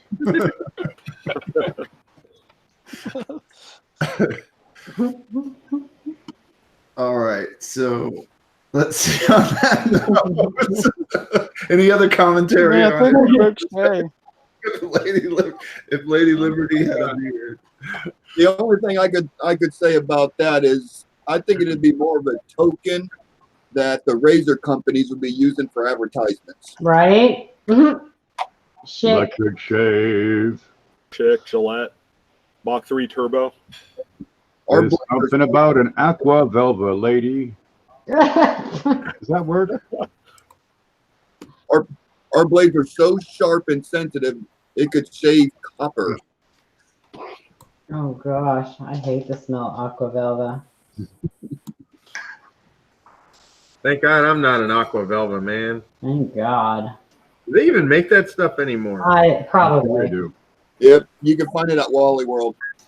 Oh, I found this one out the other day. I had to do a little study. I got a Canadian dollar here, right? You got the guy in the canoe, you got the other guy in the canoe, and you got the, their beaver pelts here. And if you look close, let's see, I got to look close here. You got HB on one of these beaver pelts. What's the HB stand for? Heaton. No. Hiawatha. Hudson Bay Trading Company. Hudson's Bay Trading Company. That's right. They're the guys that, they owned the whole beaver market back in the day. Yep. So you get a company advertising on the Canadian dollars. Pretty cool. They're still That's in awesome. existence, by the way. I don't know if they're still doing beaver pelts, but hey, you never know. Well, that roll was a bust. I just thought I'd share that little bit of, minutia. You got 49 more to go, Paula. Ay, ay, ay. All right, I've got John's coin up. I like it. Oh, that looks good. And then No, that's not very round. Ooh, Maybe. wow. Off center I love strike, those got a caller. That is so beautiful. I'm a little jealous right now. And we had one of these a couple of weeks ago. Well, Indent. there's the indent. Yeah. How far off it is down here. Yeah, it was- And you know, these off centers on the modern coinage they're relatively scarce. I mean, you don't see a whole lot of them. 2000, there's a bunch. 2001, I guess, but man, to have the double error like that is really cool. I have a feeling that those are getting snuck out somehow because there's no way that those fit into rolls. No, they're, No, they're coming out in bags. Remember, the mint Oh, doesn't they're roll. bags. Yeah, And you but can buy a how are bag. they being found in circulation? That's where so that's somebody that's buying the bags. It could come from the bank. Yeah. I say this clogged up my rolling machine. So And you know what? Don't be surprised. I have seen people pull stuff like this out of rolls. Really? Those machines are unforgiving sometimes, and they will push all kinds of stuff into the paper. so John Claggett, Perhaps a You see ring. some of those with roller damage on them. Those your Uh, coin so- show finds, Shay? I got a whole pack of them from a gentleman at a coin show this weekend. He had literally 50. And What are they? I went through them. He was a very, he's astute collector. He's been collecting these for quite some time.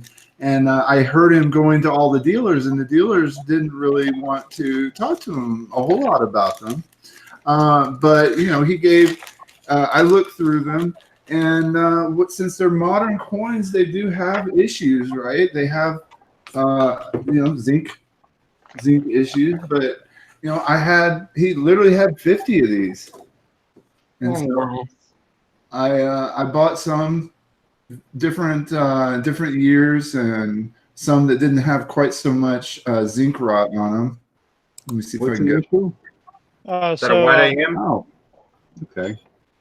Why so they John am? Claggett was asking off center broad strike. No, it was off center indent.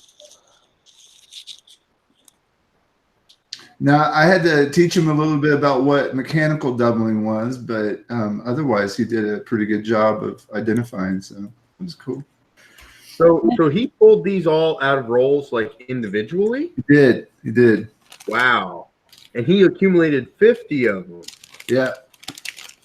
I mean, so that guy's got to be a serious hunter himself. Yeah, he I think he had I got some front clip planchets from him, and what else did I get? I got I got a real nice Clash also. So I was trying to get his combinations, and here's a nice strike through also on the same coin. This one whoops. That's the indent. I was going to show you how that was That's made. right. Hold on. I clicked the wrong button. Well, technically, it's a strike through, right? There. Technically, yes. That one. That's an interesting one. So it's an off center and a struck through. Yeah. Was it the area above the NE? Yes. Okay, so it's something softer. I mean, that's probably grease. Grease. Oh, and it's got a clash. Yeah, it does have a clash. Mm-hmm. Yep. Hey, Shay, you got a triple error there, buddy. Yeah. So one of them, he was in jail. I couldn't remember if this was it. Yeah, a while back I had a 2000 that was off center that was heavily jailbirded. There it is. Yeah. Nice. Clash visible on both sides. Off center, struck through grease. Beautiful. That was a good pickup, Shay. Yeah. Well, I gave him the rundown and told him what he should probably be charging the dealers because he was asking a little bit too much.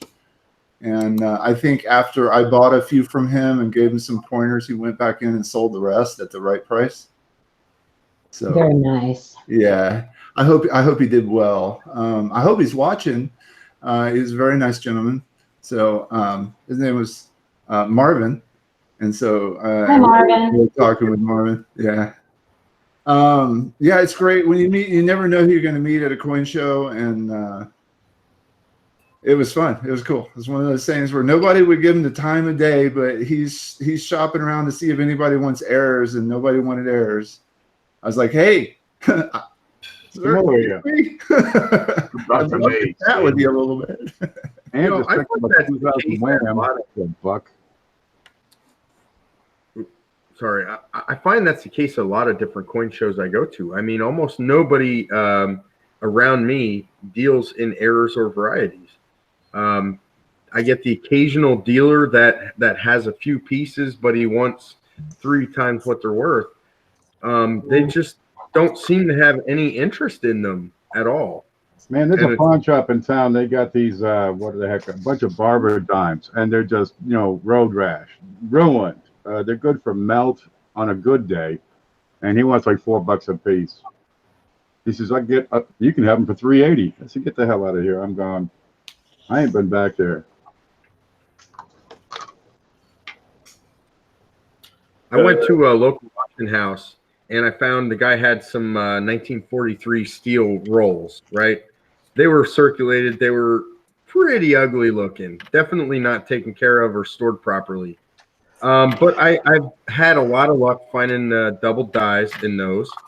So I figured, I'll see what he wants for them. I should have known. He said right off the bat, oh, you're not going to like the price. I said, well, what is it? He said, $1 a piece. I'm thinking, okay, $1 a roll is probably about the right price for the shape that they were in. He said, no, $1 a coin. I sell these to tourists.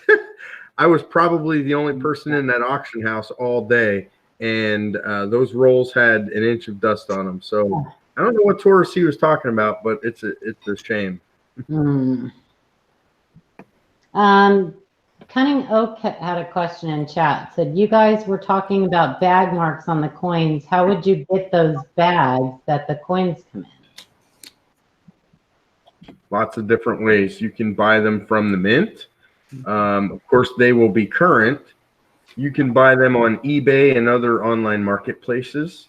And when you're talking about some other coins such as silver, there are third-party dealers like APMEX that sell, bags of silver. But sealed mint bags, you're probably best off looking on eBay or some online marketplace. And a lot of times they'll be brilliant and they'll be uncirculated, but once you get back 20, 30 years, these bags are 5,000 count bags. They've been traded, retraded. Guy picks it up, throws it in his car, drives over a bad road, throws it on a shelf. 10 years later, sells it again. Same process. So you get just all kinds of contact marks on those coins. They're not going to be MS66s and 7s and 8s. Yeah. Furthermore, from what I've seen, whether it's rolls or bags, especially those from like the 80s, you get a little moisture in them and it just ruins them. Yeah. You open up the bag and you're disappointed because everything has stains and you see a lot of things happening. Mm-hmm. How about the coins that are near the outer edge of the bag? They get that weird like checkerboard pattern toning on it. That's humidity and heat. That's a nice one. That's a heavy duty one there. On Morgan's, they look good. Yeah, I think this was one of the nicer multi-variety ones that I picked up from him. Oh yeah, that's got the clash on the front. Oh, What's your plan? What's your plan for all those, Shay? Oh, auction on Sunday. Is it a wide AM? No. I looked. I'm sure you did. Most of the 99 off centers are actually known for wide AMs. I checked every single one that he had for White AM just to make sure, because I wanted him to know, you know. Ant is asking, is there a good place for pictures of the 72 Kennedy DDOs? The best photographs you're going to find are copper coins. For Kennedy's. Kennedy DDO. Kennedy. Well, I have a 70. Oh, I read Lincoln. The Offmaster is the Kennedy. Why, I might have some photos. Yes. I even had a 72D DDO just picked up just the other day. I thought I said Lincoln's.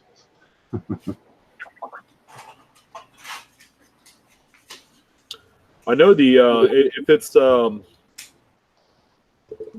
big one that you see in Cherry Picker's Guide.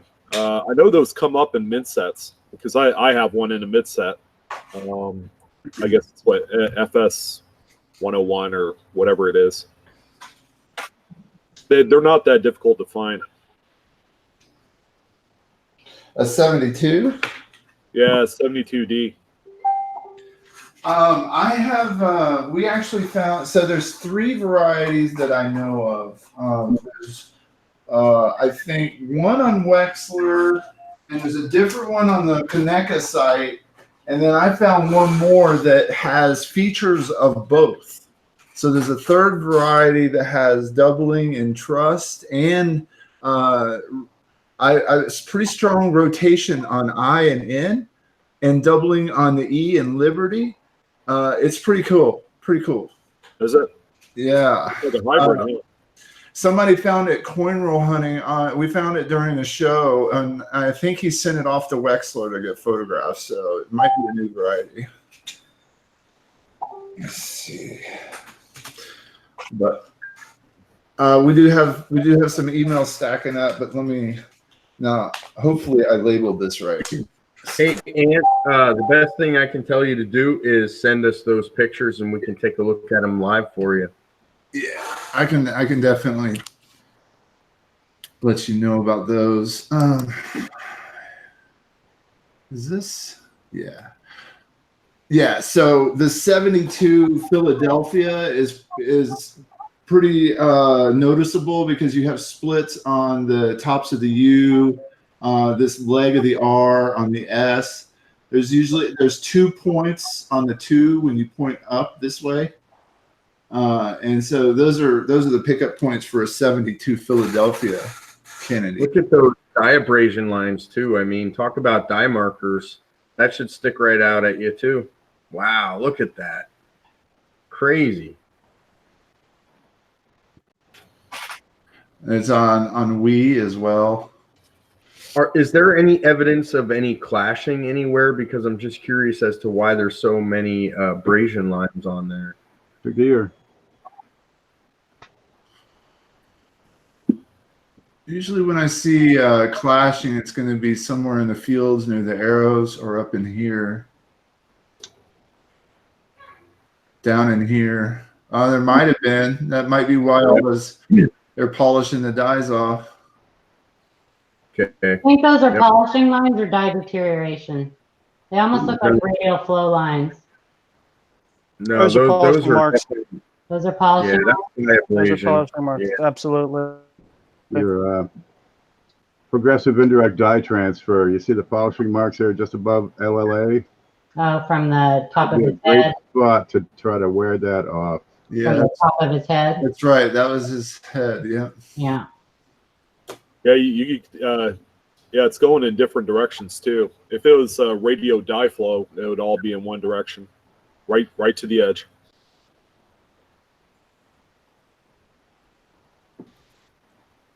I don't have the 72D handy, but I do have pictures in my database. But yeah, send those pictures to me, Ant. We'll take a look at them. Oh, CJ, have you shown that penny? You know the one? Oh, yes. We're talking Shay, about while we're waiting there, Mike White asked if the stars were doubled on that as well. Yes, I believe so. I believe you have some extra thickness at least, if not some splits.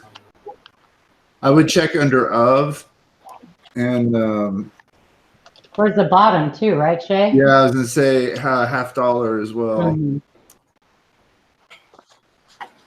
Get that extra, extra point. Long point on these stars. All right, let's see. I had a big file from Pocket Chain Exchange. Let me see if it's extracted yet. Okay. So that. Yep. Looks like kids playing with Play-Doh. What you doing over there, sir? Oh, I'm showing off the standard direction of die deterioration is going to be from the center outwards towards the rim. No matter which way you rotate that thing, it's always going to be from the center outward. That's a telltale sign of die wear, of a worn out die. Now, if they take a die and polish it up, they got a machine in there. Your lines will be every which way. A lot of times, there'll be a lot of them together, right? Ken, I got it up. A different direction. Now, CJ has one we found the other day. Get a load of his.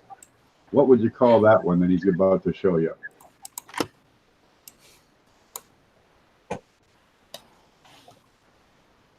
See it very good. Let me try to. Are you presenting? Yeah. All right. So in the field right here above the Oh, date, right there, yeah. the lines go north and south. But as I go over to the vest, Yeah, you see they're in an arcing pattern, and the center of that arc is right about his neck. So what this says is that they polished the heck out of this die, and they had like a cone type wire wheel or cup that they actually put into the profile. And then after they did that, they went to the fields and polished out the fields. But I picked this one up because this is something that we don't often see, especially in circulation, because all those lines on the vest, especially like this, that are all going in a circular pattern, and you can see by the shadows and stuff that all those lines are raised, which means those are deep scratches in the die face. So as I come up here, you can see how it changes. So it's going across, basically the center point, I figure, is right around in here, and they kind of circle around this point. And this is something that we don't. So that's why you're telling that it wasn't done by somebody after they had the coin, because right. This is polishing on the actual die face, and this is heavy polishing. Yeah. So and when you see this level of die polishing, it really makes you think, okay, what else happened? So what? Yeah, what would have been clashed? What Ken and I were talking about is, there's some heavier lines right in here. Yeah, which could be. I think I actually just saw a little bit of a remnant of a clash right at the nape of his neck there, right above the bow tie. You hold it at a certain angle, you can almost see it there. TJ, what date is this? That would be this like is a 1935. The N or 35. So right here. So yeah. What Ken and I were talking about, and here you can see the circular pattern on the polishing. The center point is right here. That this was a very heavily clashed coin or die, and then they went through and polished the heck out of it to get that clash out. Yeah, well, let's be honest, back in the 30s, I mean, you're going to use something until you can't use it anymore, right? You're not long off of the Great Depression. So if you can repair that die, you're going to try to repair it. Well, the Depression went right through to the 40s. What's that? The Depression went right through to the 40s. It was getting better in 35, but it's still a Depression. Right. So, everybody used everything until they couldn't use it anymore. And nowadays, we're a throwaway society. So we throw everything away. Once it's no good, you don't repair it. You throw it away. Well, I mean, Maybe back then the dyes cost a little bit more than a couple days labor for somebody to take that dye and scrub it. Yeah. CJ, can I see In God We Trust real quick?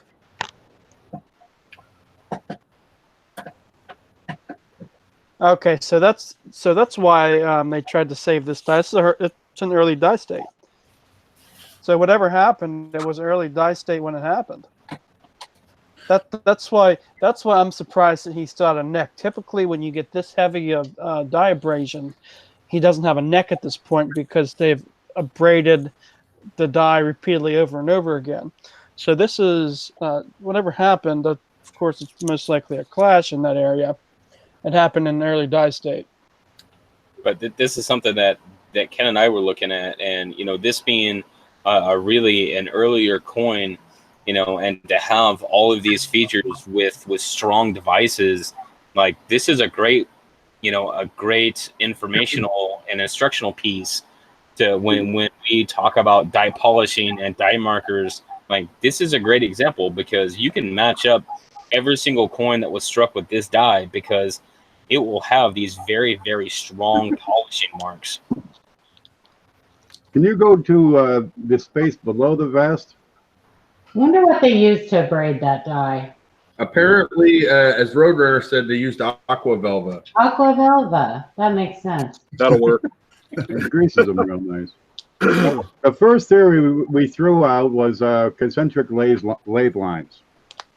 But if we look at these little lines right around the rim, they're not equally spaced, which could be a telltale sign of concentric lathe lines. They have a different gap between the rim and the line. It shrinks. So it's not lathe lines. It must be something else. You know what I'm seeing here? You can see the same curvature up on the vest itself. I'm wondering if they had a wire brush, the cone style, like you said, that was actually the same diameter as the die itself. Because I mean, you're seeing the curvature, the diameter, circumference of those marks there tell me that the brush was at least the same diameter as the die itself.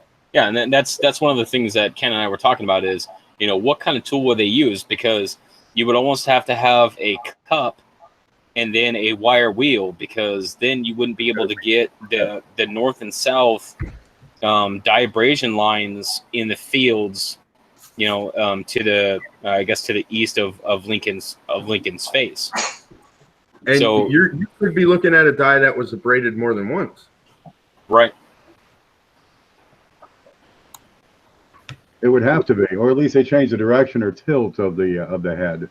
Right. When you got a die, you're talking 3/4 of an inch long at the head of it. I've got a die right here that CJ made. This is for a cent, and you're gonna get into the detail of that. It only takes a 3/4 inch bit, a 3/4 inch wire brush. Put the thing on a drill press, pull it down, and you can drive that brush right into the details.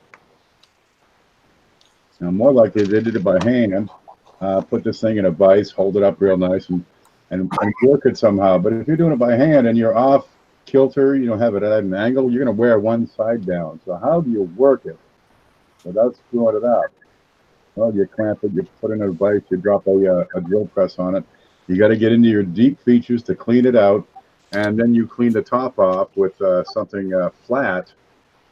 So you have these different directional lines. He's got circular marks on the bust, and he's got north-south lines over here below the chin. Can I read something out of this error book? Yeah.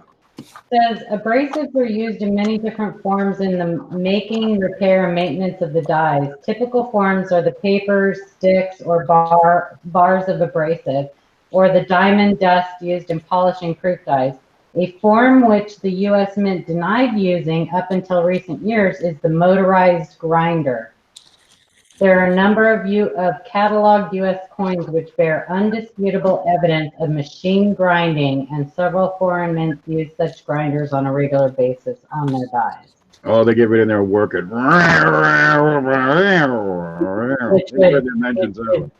what CJ was saying about the wheel, or Chris was saying about the wheel, that, that would fit with that. Anybody ever see Dumb and Dumber when they're grinding his toenails off? Oh, God. Oh, Oh, God. Yeah, the belt sander, or the wheel sander, or whatever it is. but you got to treat these things with finesse. They actually use those when they do like acrylic nails on women. They use those little Little Dremel tool. little Dremels, yeah. And they have the fine polishing ones, and All right, now we're beating this one to death. Yeah. You got the next one ready, Shay? I do. Let me grab it. Cool. All right, this one oh, good night, Rhonda. This one comes from Hope you feel better. Pocket Chain Exchange. I think this is a 66 DDO001. Let's take a look. Indeed. I'm gonna get over to Shay. Hold on. What year is that? 66.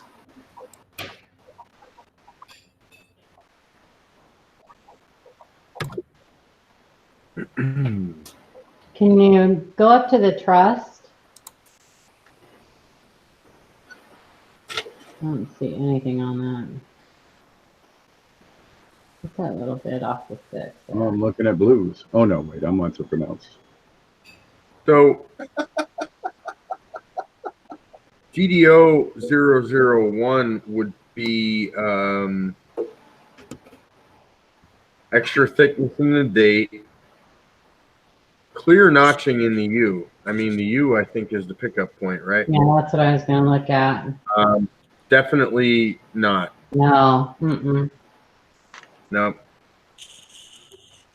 Yeah, the 66 is a tough one. That's one that, if it's grades anything lower than a VF, it's tough to pick it up.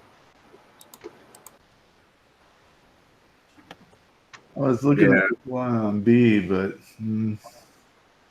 no, that's typical. That's normal design for that year. The date, I mean, should have real obvious extra thickness, especially on the last 6. The curl, there should be a notch.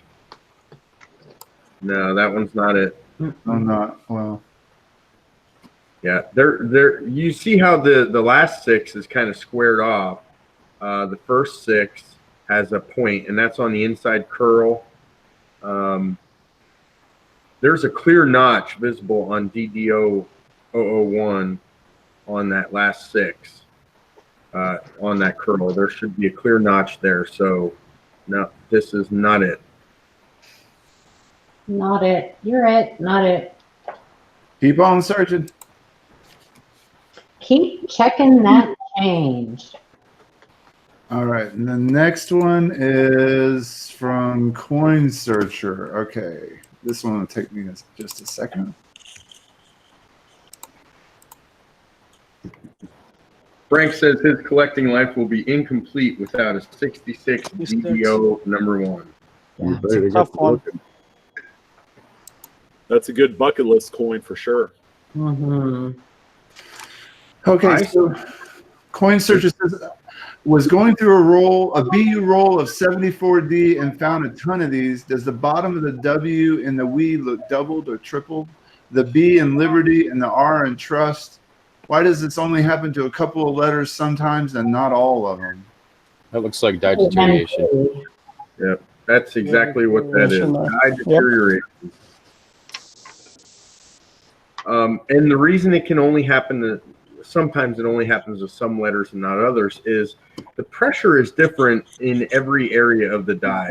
Shape of the letter, the space between letters, there's so many factors that change the pressure in certain areas. I see what you're saying there. That is most likely machine doubling. Mm-hmm. See how it curves I see back? that a lot.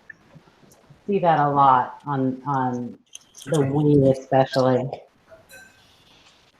Now that one I haven't figured out yet. How machine doubling can only happen on one letter.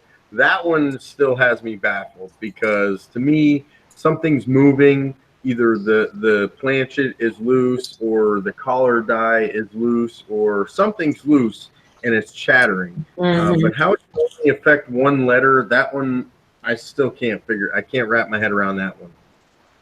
But you have a lot of deterioration going on in this coin.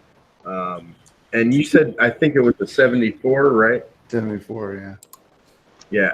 I mean, these are pretty much right there's your radial metal flow you can see as well.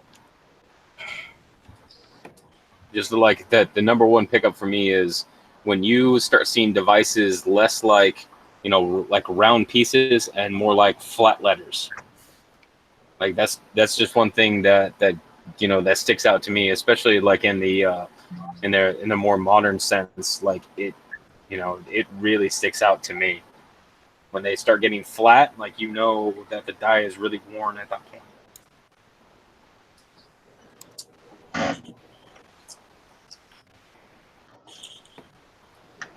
So no, this is not a double die. All right. By deterioration, it's always radial from the center, as we showed before. But if you can get a look at the profile, you would see, there we go, that it is very low. It has no relief. What if I can get this to focus here? It's going to have no relief to it. It's just a shadow. It's just a hint. And it's the metal flowing into the devices, and then flowing out, wearing that die, because it's metal-to-metal contact is what's going on, and that's what wears these dies down. But you have this secondary image, and it's flat. There's nothing there. There it is. And that's what you're kind of looking at. Well, it's hard to do with Play-Doh, but we're getting there. That looks like one of those ray guns from the original Star Trek series. Now I gotta pull that back. I can see Captain James T. Kirk shooting somebody with that. It's deterioration. Yeah, when those coins are hubbed, the devices are hubbed deep into the dies. And as that die strikes and strikes and strikes more coins, the surface of that coin, the devices get shallower and shallower and shallower. And so the metal that would normally go into those deep devices has nowhere else to go but out and flows around. So they get kind of rounded off, and then you can see where the metal like flows off of the edge of the design. Flows out. I'm done. Are you playing with Play-Doh again? All day. All day. So New Play-Doh. All right, Roadrunner. Roadrunner's leaving. Thank you very much. I appreciate you coming in and hanging out with us. Bye, Patrick. Take it easy, baby. See you, bub. Have a good night. Sleep well. I hope your headache gets better or whatever. Did you say you had a headache? No, that was Rhonda. But I hope you sleep well. So the next one was from Koi Lovers, who said, I need help. I'm looking at PCGS 1964D full step nickels. The pictures are not what I would call full steps. Am I wrong? No, I agree with you. No, you're not wrong. I totally agree with you. And I've seen multiple examples of PCGS with their full steps, and these ain't full steps. Look at the deterioration on that nickel. Oh, yeah. Weak Yeah, strike. or are they just like using the wrong photos or something? Because It you may do be. You that. got to realize people put this all together. And Yeah. people make mistakes. You've got mechanical doubling on there. You've got die deterioration. You've got incomplete steps. And this is what they're holding out to be. Well, did they just get the wrong image on the wrong website page? I'm leaning towards no, because I see a lot of these photos and a lot of these coins that are graded full steps and are not full steps. So it comes down to how they're grading these coins, and they're not grading them right. They're not full steps. I would venture to say about 25% of the coins I've seen graded full steps are not full steps. And then you got the what? 4 full steps, 5 full steps, 6 full steps. 6. Well, that's the bottom of the. I think NGC is the only grader that does 5 full steps. Is that correct? I think so. I think that PCGF does 6. I thought they did 5, but I'm not sure. PCGS doesn't discriminate between 5 and 6. 5 and 6. It just says FS. So Okay. if PCGS, I would imagine, would either has to have undisputed 6 full steps. I mean, this one is far from that. What date is this one? 90 something. It is 64. 64D. Oh, 64. Yeah, that's one of the tough dates. I don't think they grade on a curve. This is just, I don't know. And what's strange is there are 3 or 4 graders that look at each individual coin to make sure it's kind of an auditing process. So maybe it just might be the photography on this one. But based on what I see, this is barely 3 steps. Steps 5 and 6 are completely obliterated just by the weak strike on there.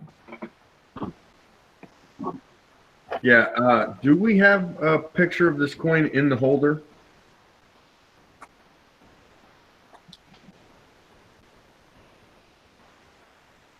Or was this taken off of PCGS's I think this was taken off of the website. Okay. Oh, so it was a true view. Yeah. That's crazy. Yeah. She says it has a MS67 plus. Oh, please. That coin? I mean, that big. Look at that big gouge right above the door to the right. Yep, that would question. I would question that as a 67 just with that contact mark. It can. People do make mistakes. I'm going to give them the benefit of the doubt. That's crazy. That's really sad. That's really sad that, and people are using that as a reference. And it's very Every sad. now and then I find a slab coin that is incorrect. Yeah. I posted the link there so that you guys could click on it and take a look in PCGS.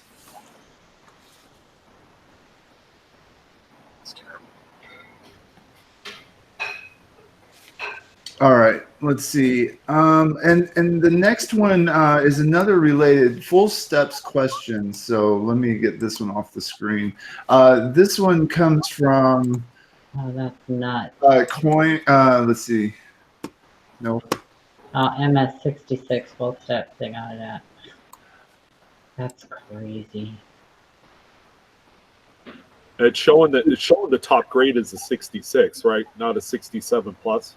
Yeah, 66. Yeah. That's, and I don't know if that. I don't know what's going on with that. That is crazy. They have some 67s listed as NGC graded auction prices, but they don't have any for PCGS as 67. Now they have 2 separate photos on there. Both are supposedly MS66 full step. The top one is not the same coin as the bottom one. So I don't know which one they're referring, which one is supposedly the full steps. Or if they say both of these are, because the one on the bottom is definitely not. And I would question that one on the top too, but. Yeah, well, the second example that you saw there, just to the right, the other 66 full steps has a better strike, but it still has that nick that interrupts steps 5 and 6, Right. which should disqualify that grade. Right. Yeah, and if you look at all of the contact marks on the obverse and on the reverse of both of those coins, I don't know where that got a 66. Well, the other question that I would ask is, how old is that graded example? Yeah. And the reason why I would ask that is, has the grading standards been more strict since X year, and this is one of those that was an earlier graded example that at the time they would have classified it as a full step before grading standards got more strict. We don't know, but I'm actually surprised they use such a late stage die On that one. coin as an example for MS66. I mean, to me, this one, there's so many large. I mean, who's Ken? Ken, that's you. There's large gouges in that coin that if you or I would send that in for grading, what would we get? We get the coin back in a plastic flip saying, sorry, we can't grade this. Mm-hmm. We're keeping your money. Exactly. Yeah, that bugged me.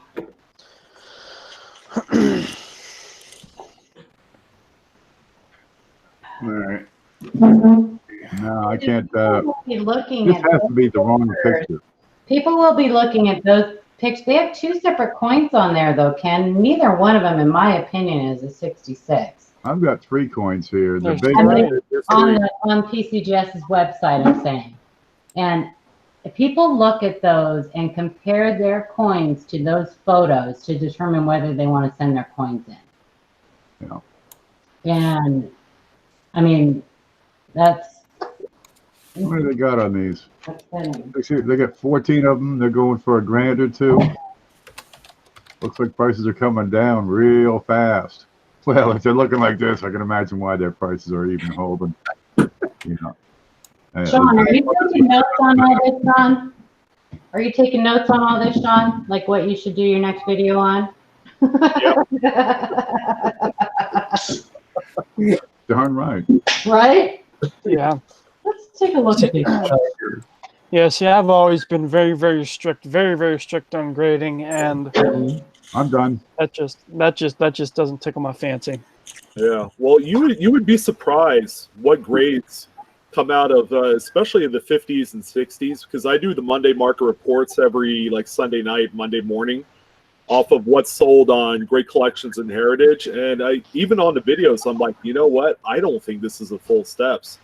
So I'm like, I think whoever submitted this got away with one, but I don't know if they're grading on a curve because it is an exponentially tougher date. Like 1965, for example, is a date in which only 2 examples exist with full steps. So But that's par for the course. That's par for it, right? A grade should be a grade regardless of the year. Now, let's say you have an MS-67 in a 1964 and an MS-67 in a 1943. The value shouldn't be the same because maybe one date is harder than the other, right? But they shouldn't grade it any differently because the grade is based on specific points. Do you feel that there is preferential treatment given to, people? Let's say large users that yes. submit. Jeffrey and I actually had a long discussion with Tim Rushton about that exact thing. Let's just say I knew all the information that we learned from Tim was information I already knew. The answer is yes. These people that send in these pallets of coins, in essence, most of the coins are graded before they even get PCGS or NGC. Yes. Yeah, you grease the palm, you get some perks. These auction houses like Heritage and Great Collections, they do submit coins to the graders. Mm-hmm. So I would have no doubt that whoever does large volumes of these grading submissions, they definitely get a little extra bonus as a result. And we're seeing it, unfortunately, in these nickels here.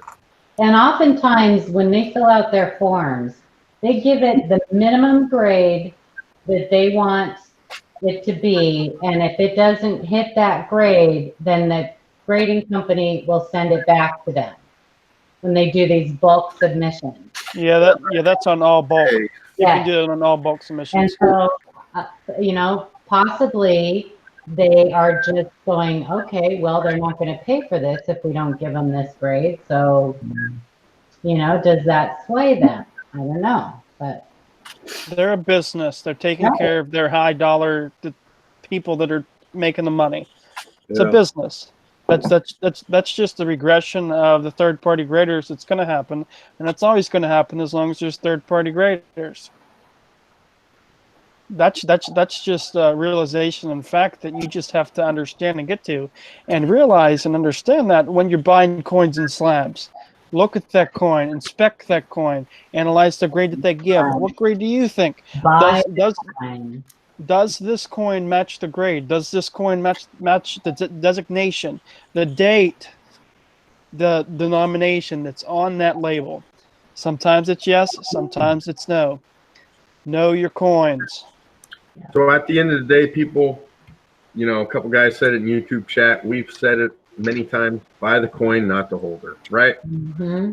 Yeah, and sometimes it knowing how to grade a coin and know what you're looking at, sometimes it works in your favor. I found a lot of coins undergraded, overgraded, and mix a little bit of everything. They're people, they make mistakes. Yeah, it's just a tough deal for the folks that have these high dollar registry sets, especially the Jefferson nickels. That's a lot of money flowing through some of those quote unquote air quote rare dates for full steps that they've paid tens of thousands of dollars for. Personally, I don't see the long-term viability in some of the more modern dates, like post 1960 or so. The values are just going to drop because there's going to be more of them that will be graded at some point. But I don't know. It's a tough series, one in which that even if I had more money than brains, I probably would be wary of getting into. Yeah, I mean, how many people are out actually, in the market for something like that? You're talking, handful. Just registry set people. They care about the points and the bragging rights. At the end of the day, it's like, man, and their banquet. They care about the registry banquet at the end of the year. That's about it. And their plaque from PCGS or NGC. That thing better be studded in diamonds. What grade would that bring? Mid state 80. MS no money in your wallet, more like it. Yeah. So Pocket Chain Exchange sent a 92p and wanted to know if this was full steps. Let's see if I can get a whole picture of the reverse. Okay. No. It's close, but you have some interrupting marks in there. I mean, 92. Once you get into the 90s, the strikes are, pretty strong enough that you're going to have a lot more full steps coins than you do not. But we are talking over 25 years ago, and a lot of these that are coming out of change and coin roll hunting are going to look like this. Weakness right above the D or the T. I'm sorry.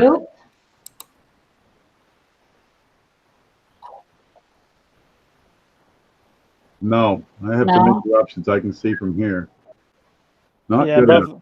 Yeah, right above that T. That's interruptions, not full steps, in my opinion. Yeah, before you send these things off to be certified or slabbed or CAC'd, wait on it. These are advanced skills, and if you're not quite ready yet, you're throwing your money away.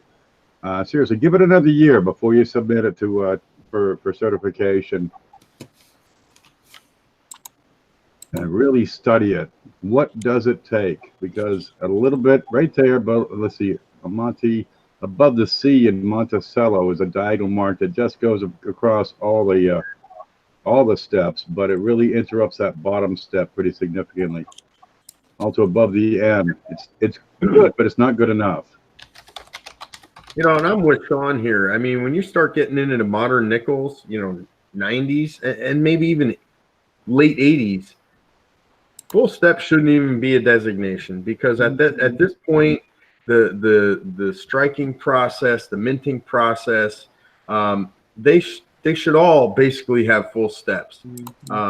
It the full steps designation was intended for some of the certain years that they were known for weak strikes. Every coin you picked up was a weak strike. To find one with full steps was rare. Now, when you're getting into 1992, it's not rare. I mean, you can, if you find a bankroll of 92s, they could all have full steps. It's not rare anymore. So this whole full steps thing should apply to the older dates only, in my opinion. Well, furthermore, Chris, when you look at coins like this, and I like to use 1985 and above, that's when you see the strikes getting exponentially better on these nickels. It's not just about the steps. This nickel might have full steps, but on its face, it looks like it's about a mid-state 64 or 65, which on the secondary market has no market.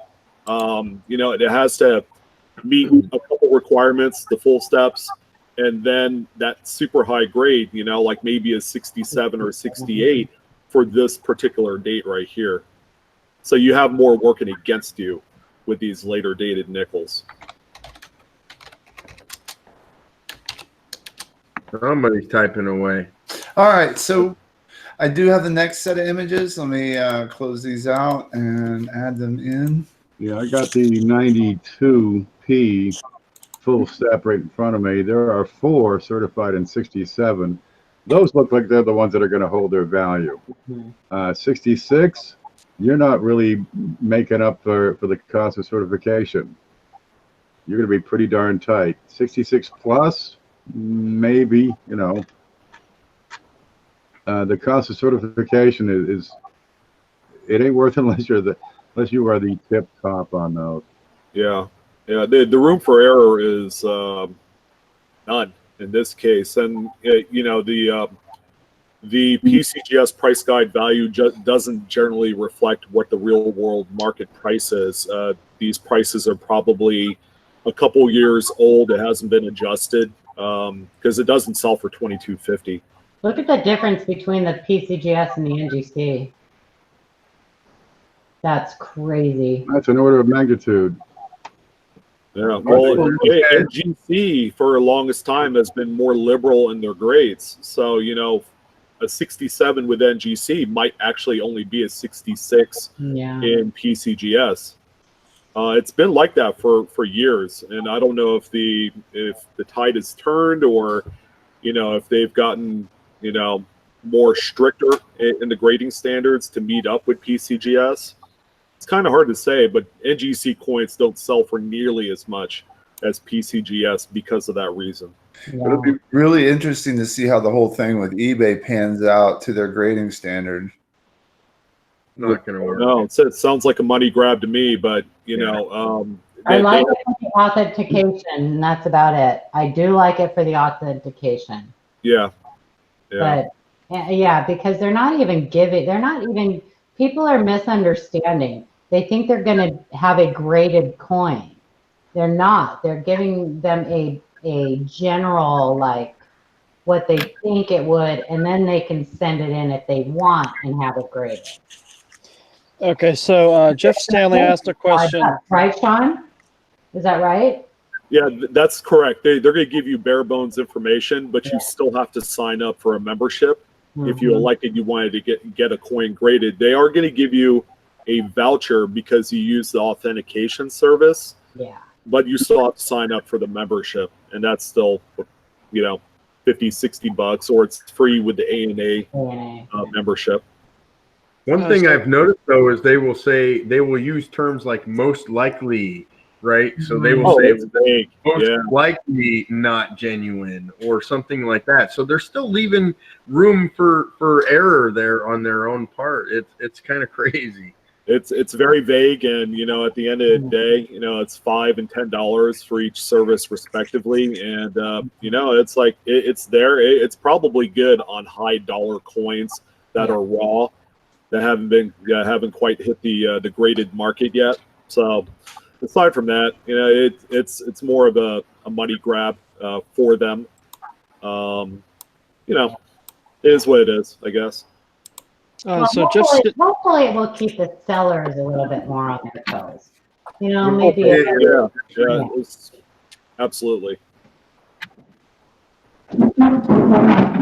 So Jeff Stanley asked, what criteria will give a coin a plus grade when looking at PCGS mint state coins? So a plus is what PCGS or NGC do when you're like kind of sort of in between a grade and they can't make up their mind on, say, a 66 versus a 67. It's a high grade 66, but in their mind not high enough to get a 67. So it falls in a little bit of this gray area in their mind, kind of like an MS60 grade as well. So an MS60 is it's not an AU, it's higher than an AU, but it's not to the point where it's a mint state. It's a gray area that kind of falls in between the two.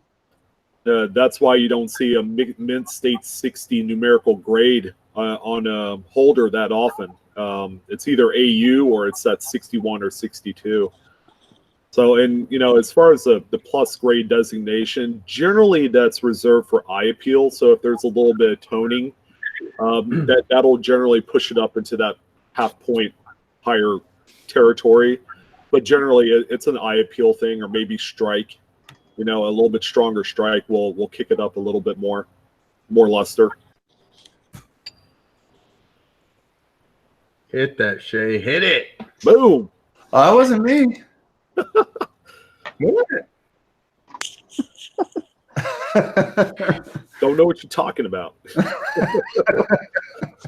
All right, so I do have an email from, let's see, it was Coin Searcher 2. Here's another coin I found in the same roll. The date. Is this doubled? 9 is wide on the base, 2 small on top, and 7 is the same, but the line goes through it from the bottom left of it. There is a large date for this year. Is this a large date, perhaps? And on Liberty. This is a double die. This is 1DO002 on coppercoins.com. Die markers. You got the die markers matching up and everything. That's a good one. Well done. Yeah, look at that. Extra thick letters on there. So Yeah, is that a right there. DDO on the small date or DDO on the large date? That is a large date, I believe. Yep. Type 1, large date.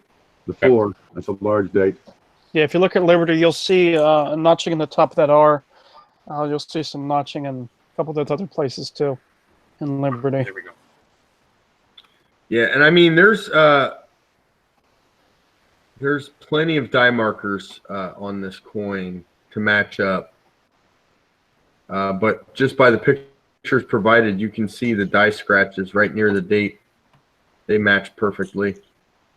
Whose coin is that? Coin Searcher? Coin Searcher. Or Coin Searcher 2.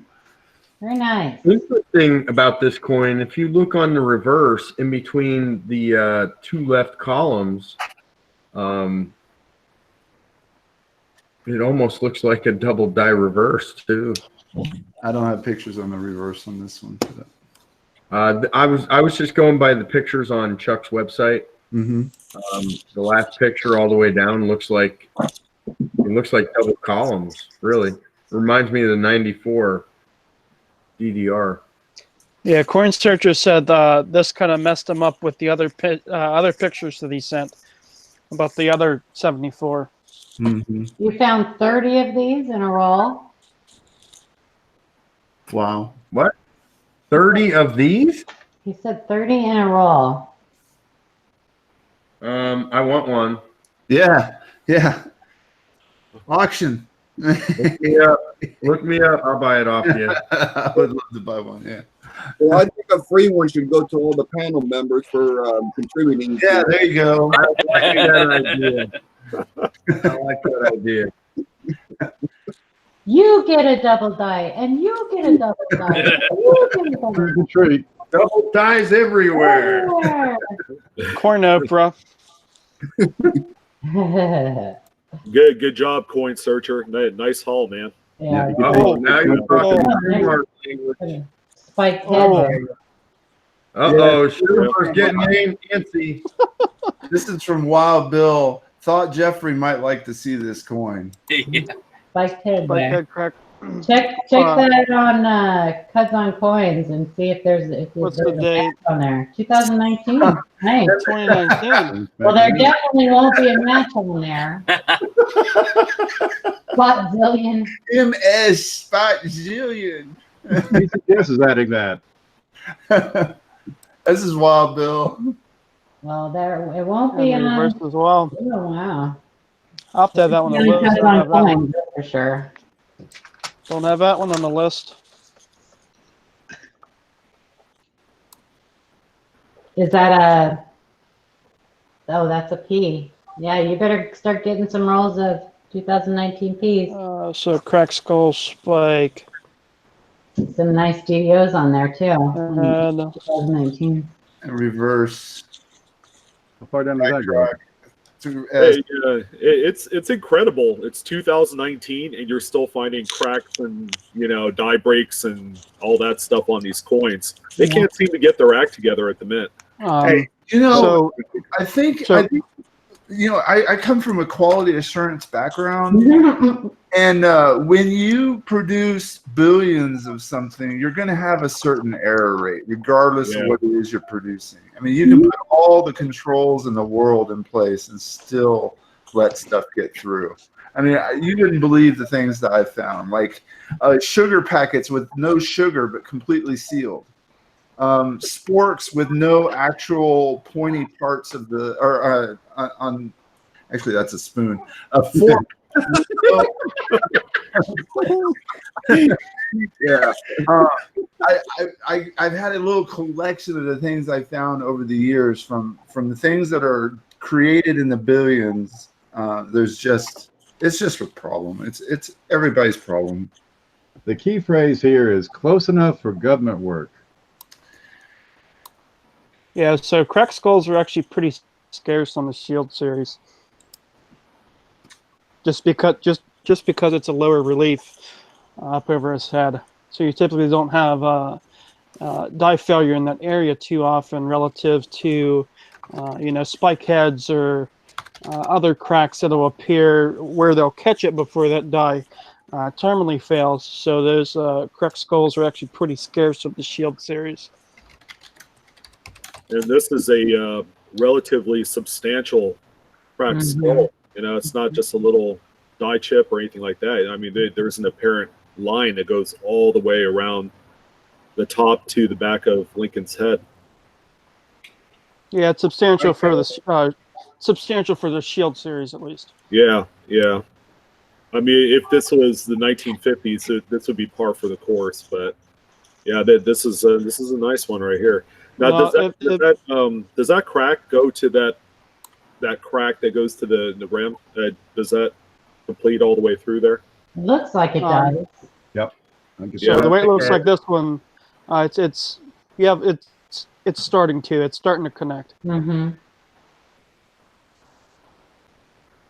But yeah, what to me what looks like it happened is start with the spike head, and then that die just repeatedly kept on getting used, and that's when the cracked skull appears. Good one. Yeah, if this was 50 cent, that'd be a minor cracked skull. But for the Shield series, it's pretty substantial. All right, we got our next email ready to go. What are you eating, Christopher? Man, I had to go get me some beef jerky. I thought that's what it was. I can't eat anything but ice cream. I had to go up 3 flights of steps for this thing. So Kevin Pfeiffer asks if you have time, 2009 DDO and DDR. Let's take a look.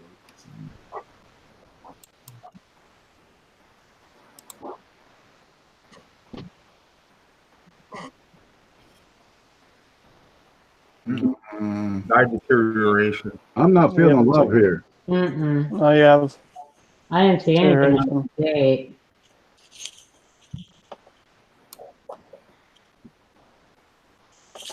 Which one is that? Is that the formative year? Yeah. Gotta get in that thumb. I just picked up 4 rolls of these today, and it's going to be really hard not to go through them.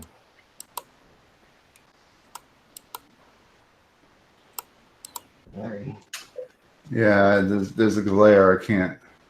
I don't see anything, but I can't see in there to look.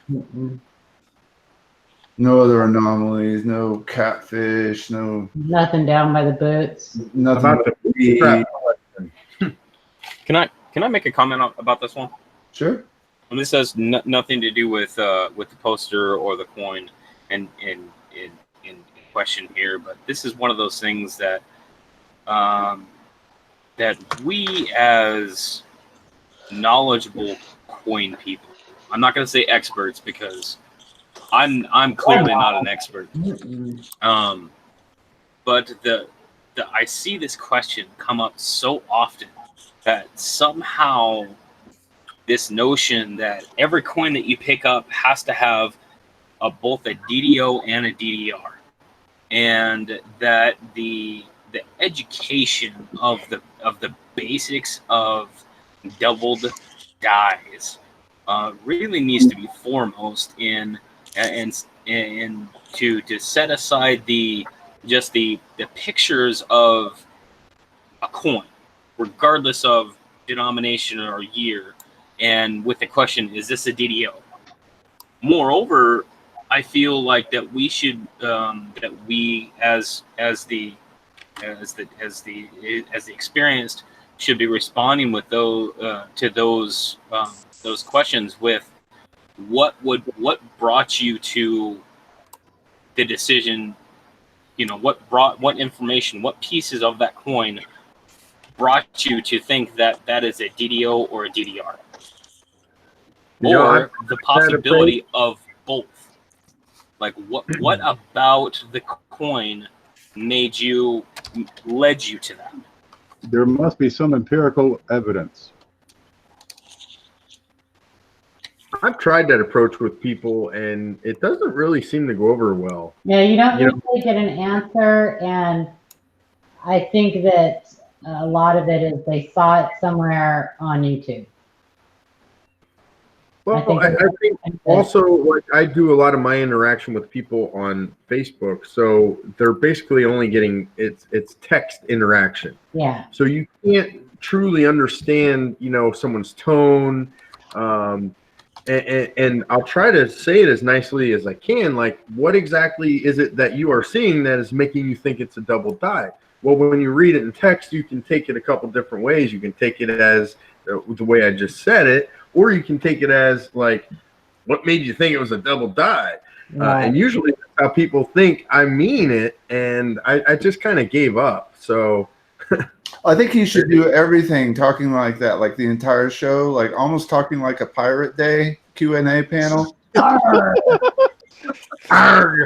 Well, just the reason why that I bring that up is that's how I try to respond, and I try to respond with some kind of other supporting information, as in video playlist or videos on on the ones that Ken has done, blog posts, all these different things to give them the information, to what is a double die, because and I'm sure that we can all agree that once a person grasps the understanding of what a doubled die is and how to tell what one is, dude, it's like the light bulb. Well, they need to learn the minting process. You know, Jeffrey and I push that all the time. That's a big thing with us. You know, but you know, I think every Facebook coin group should start the group off in their description as, when your coins are being evaluated, we are evaluating your coins, not you. You know, don't take anything personally. You know, if we say that is the ugliest coin we have ever seen in our life, we are not putting you down. We're putting that coin down. You know, it's not a reflection on you. I think people get very butthurt. I don't know how else to put it. It's sad. People in general are sensitive. They are, and they're getting more sensitive. Yep. So, you know, here's two things. Number one, Chuck is in the chat on YouTube, and he gave us some good information here. DDO, DDR combinations are fewer than 5% of all die varieties. So that means 95% of varieties are only on one side of the coin. So that's pretty good information. Yes. I forget the second thing I wanted to say. I remember it. I think you were going to say you were going to send me some of that beef jerky. Something like I have sticks and jerky. I am an equal opportunity jerky eater. You know, I did remember the second thing I wanted to say. Greasy long ones. I remembered what I wanted to say. You know, not everybody's made to be an airline pilot. Not everybody's made to be a doctor. Errors and varieties are a specialty, and not everybody is made for it. Some people just can't understand the concepts. And that's just the way it is. I mean, you got to have a little bit of an understanding of mechanical things and how they work, and what happens to metal in certain instances, and you definitely have to know the minting process and what happens there. So it's just not for everybody, and some people will try and try and try, and props to them for trying, but some people just will never get it, and that's fine. So maybe those people need to try a different aspect of the hobby, and maybe try building a beautiful high-grade set instead of looking at errors and varieties. Some people just need to know, you know, it's just not for them. It's not for everybody. Yeah, I look at it as, you know, everybody learns differently. So like the video playlists and stuff that I put together is always a mix. Even though it's the same topic, it's a mix of different ways to look at it, because I think I had this conversation with Blues a couple of times where, you know, one person learns differently. Like for me, my biggest thing about learning really the intricacies of the dies aspect was actually 3D modeling and printing out the dies, because then I had a much better understanding, because I can physically touch it, I can physically manipulate it to do, you know, if it's striking, what if it's a little bit tilted, you know, a misaligned die, what if it's completely off, what if the collar is not in place, what if, you know, all these things, and I can physically step through it where I can, you know, specifically design that process and explain what we are seeing on the coins. And give Ken Peavy something to do in his spare time. No, we couldn't. Oh, Play-Doh master. Everybody teaches a different way, and everybody learns a different way. There's some subtleties involved, but watch several different channels. People ask about the 82D, small date, large date, coppers. Nobody understands that. There are 37 different videos about the 1982 large and small date. Watch them all, because one of them might make that light switch turn on for you. I know I've done a few videos, and you know, I've gotten as far as, because people by nature are more visual, and they just prefer it that way. But you know, I put up close-ups of large and small dates with the lines. You know, I mean, it's a pretty good difference between one and the other. I mean, if the light bulb hasn't gone off in your head at that point, I don't know what else to tell you. You know, so my mom's been going through coins, and I was teaching her. She really wanted to know the difference between the small date and the large date. So I went over the whole process of what the transitional year was. I marked down all the zinc ones, all the copper ones, all the mint marks, and I had one of each type, and then a second one, couple where there was two in each little section. And then I scrambled them all up after I had some explanation, and then made her put them all into order.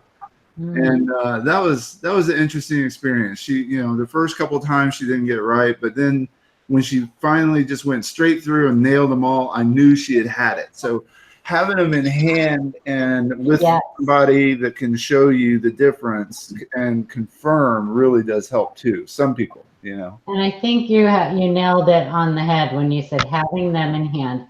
It really, a lot of people I see it all the time say, I couldn't tell the difference until I actually had the two different dates in hand. And then they never mistake. They never, once you see it, it's like one of those things, you just know what it is right away after you see it. Same with the 70S small date,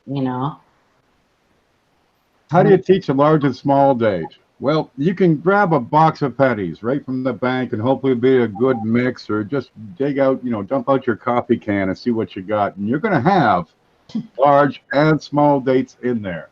So just separate them. Which one looks this way with a good curl? Right now, let me turn this upside down. It's going to look like a 5. Okay. Then you get the other one out, and it's going to be shaped like that. Right? If I turn that upside down, it's going to look like a 7. Don't mind the curl part. Just look at the angle here. Is it straight or is it rounded? Now, one of them's a large date and one of them is a small date. You don't have to worry about that so much. But if you can identify the difference between the curled S and, the curled 2 and the straight 2, you can identify the difference in the coins. Later, you can figure out which one's small and which one's large. This one happens to be large, where it looks like a 7 upside down, right? This would be the small date. And there's some other subtleties, like how far this is from the rim, right? On the large date, it's got a pretty good distance. On the small date, it's kind of close. Is that right, or did I get it backwards? Then there's the design on Liberty. One is going to be kind of blobby. One is going to be kind of sharp and tight. But get in and look at the details, and you're looking at the detail on that too. And you've got them in your hand already. You got them in your pockets. You got them in your coffee cans. You can get them at the bank. And if you can just separate them, you'll be able to tell the difference between the curly 2 and the straight 2. And then you can identify which one's large and which one's small after that. But keep one of each at least. They're out there. You'll find them. I would add that she also had an aha moment when I explained that that was the transition to zinc. They went through more dyes. It's a harder substance, and they had to change the design, and then show her the difference in the other lettering around on the 82s small dates. That's thinner and clear and crisper, while the large dates were mushy and you could really tell that they were struggling to get the design right. So yeah, if sometimes that 2 is scraped off or messed up and they can't tell and they still want to know, so the lettering on the rest of the coin is another clue, right? All right, I have one here from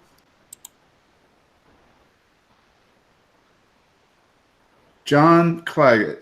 Save this one for Q&A just to share here. Found in a bank bag I just bought this week. Can y'all see it? Dr. Cap die. Yeah. Wow. That's an earlier stage. That's an earlier state. Cab die we saw than we saw before. That was what I was talking about, being able to see the design on an earlier one. Very nice. All right. Very cool. Those are the fun things. Those are the reasons that we do this, that we coin roll search. Mm-hmm.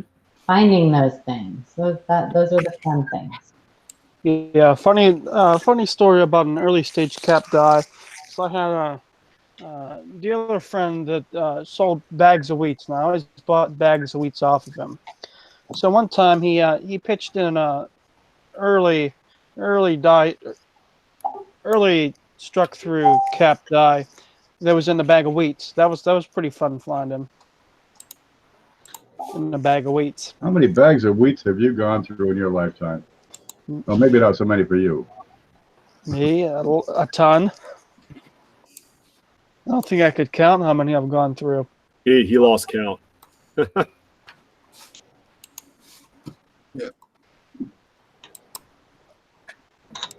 Okay, so the next one is from Kevin Pfeiffer and says Mickey Mouse reverse. Well, I fell Mickey Mouse reverse. So you mean Lincoln's head? Yeah, Lincoln's head. Right there. It does kind of look like Mickey Mouse. Or Princess Leia. Hey, sell that on Etsy. You can put it right next to that Pac-Man penny that everybody's trying to sell. Oh my god.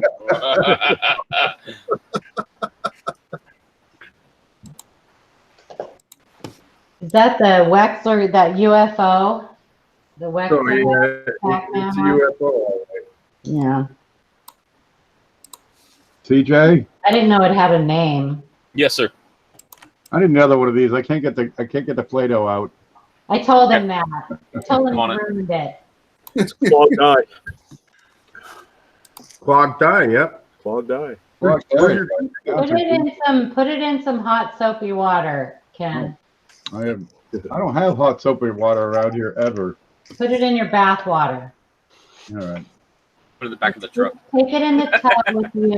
Back of the truck, let it rain. Take it in the tub with you. Hey, Scrub your back hair. It'll, Oh, beautiful class. This might work as an example.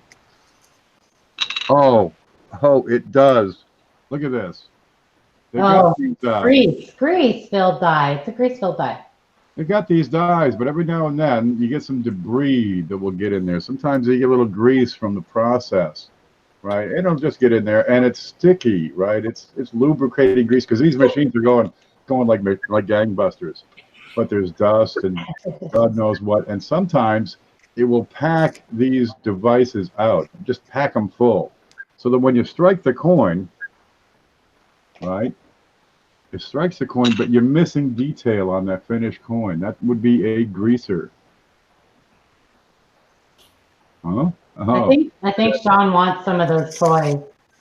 these are wonderful toys. I love these. His You can make a living on these. eyes light up every like time you bring those out. Okay, CJ, never mind. I got a use of this one. Okay. Now I'll get a grease-filled die. You're working that 3D printer like a champ there. Yeah. Oh, That's why I have two.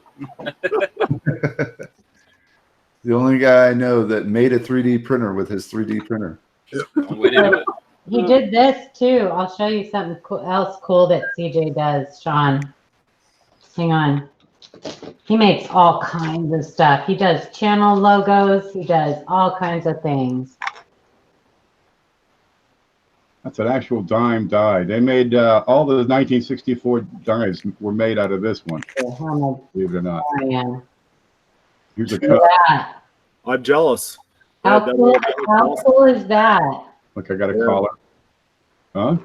Look at that. It's a freaking perfect fit. That is the coolest. Oh, did I show you this thing? You got to see this, what he made. I got a crap ton of stuff here on my desk. Ken's All right. getting excited. Show and tell. Show and tell. No, look at this. It's Yeah, you made my night. Look, Very it's got a cool. bottom piece, which is just this little piece that goes between them, right? And it holds the distance right. It fits in this tab, but it's for coin tubes. They're stackable. You can go as far as you like. You're blurry, Ken. That's I don't know, they're really like $17.95, and you get two of them. There it is. And CJ, we talk about stuff, and then he puts it into practice, and we get real things out of it. yeah. And where's that other one? I got a neat thing over here from him. He actually makes his own coin tubes too. Yep. They're copper colored for pennies. No Well, he has cool. different colors. Yeah, it's getting neat, the stuff that he's making, because it's starting to really blossom.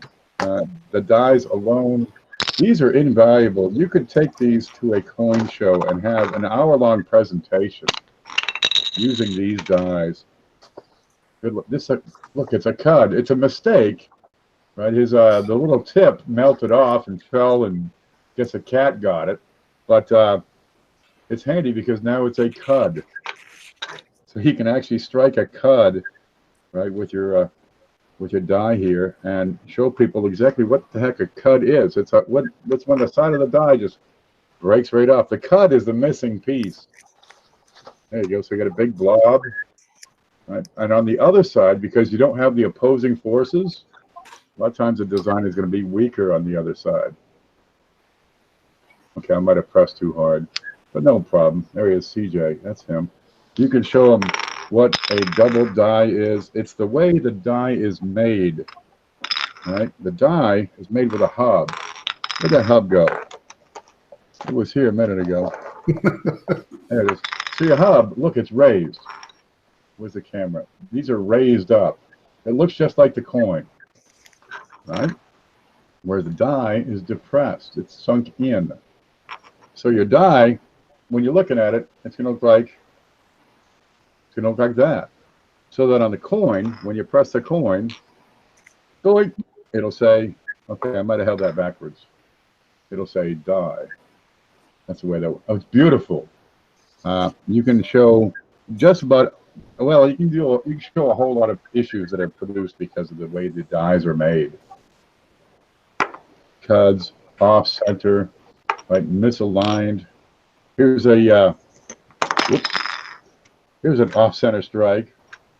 Right. See, it's not centered. Here's the finished coin, of course.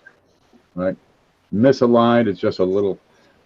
You can do wonders with these things, and this is what he has available. Get a hold of him if you want some of this stuff. What can you do? You can teach. If you want to teach, you need teaching tools, and that's where CJ comes in. That's CJ's Coins and Crafts for all you people that don't know. Go subscribe to him. These are a couple examples of the tubes that I printed out. This happens to be in copper, but it can be any color. So, and the reason why I started doing these is I was too lazy to go down to the coin shop and buy the coin tubes. So I just figured I would print them out.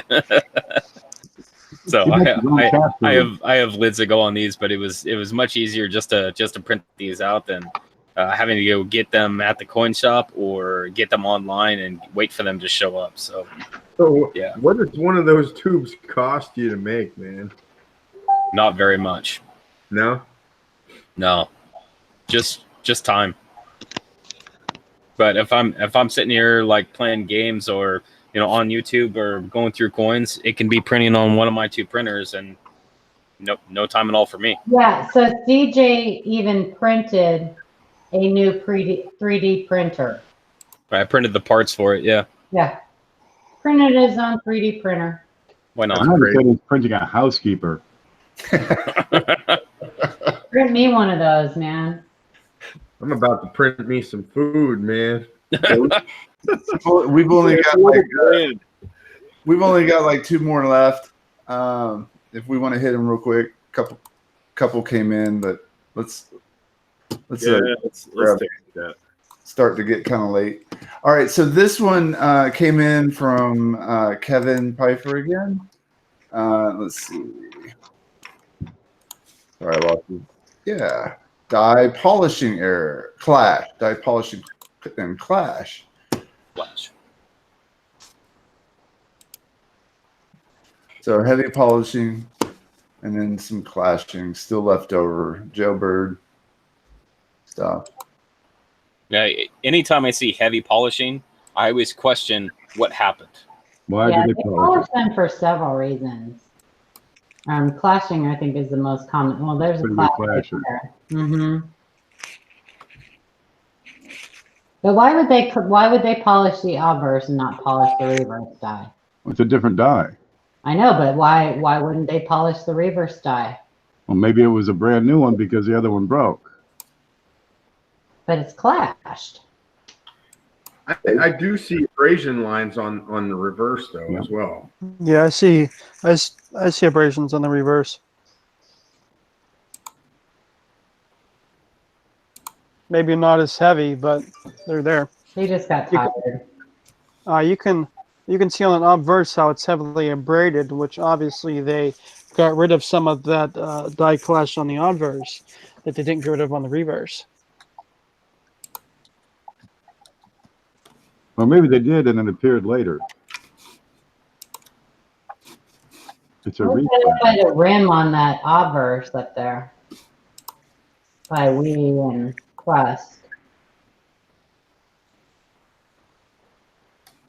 Shalani Lapel asked about the DDO for the 2019 Lincoln Shield Scent Double Ear.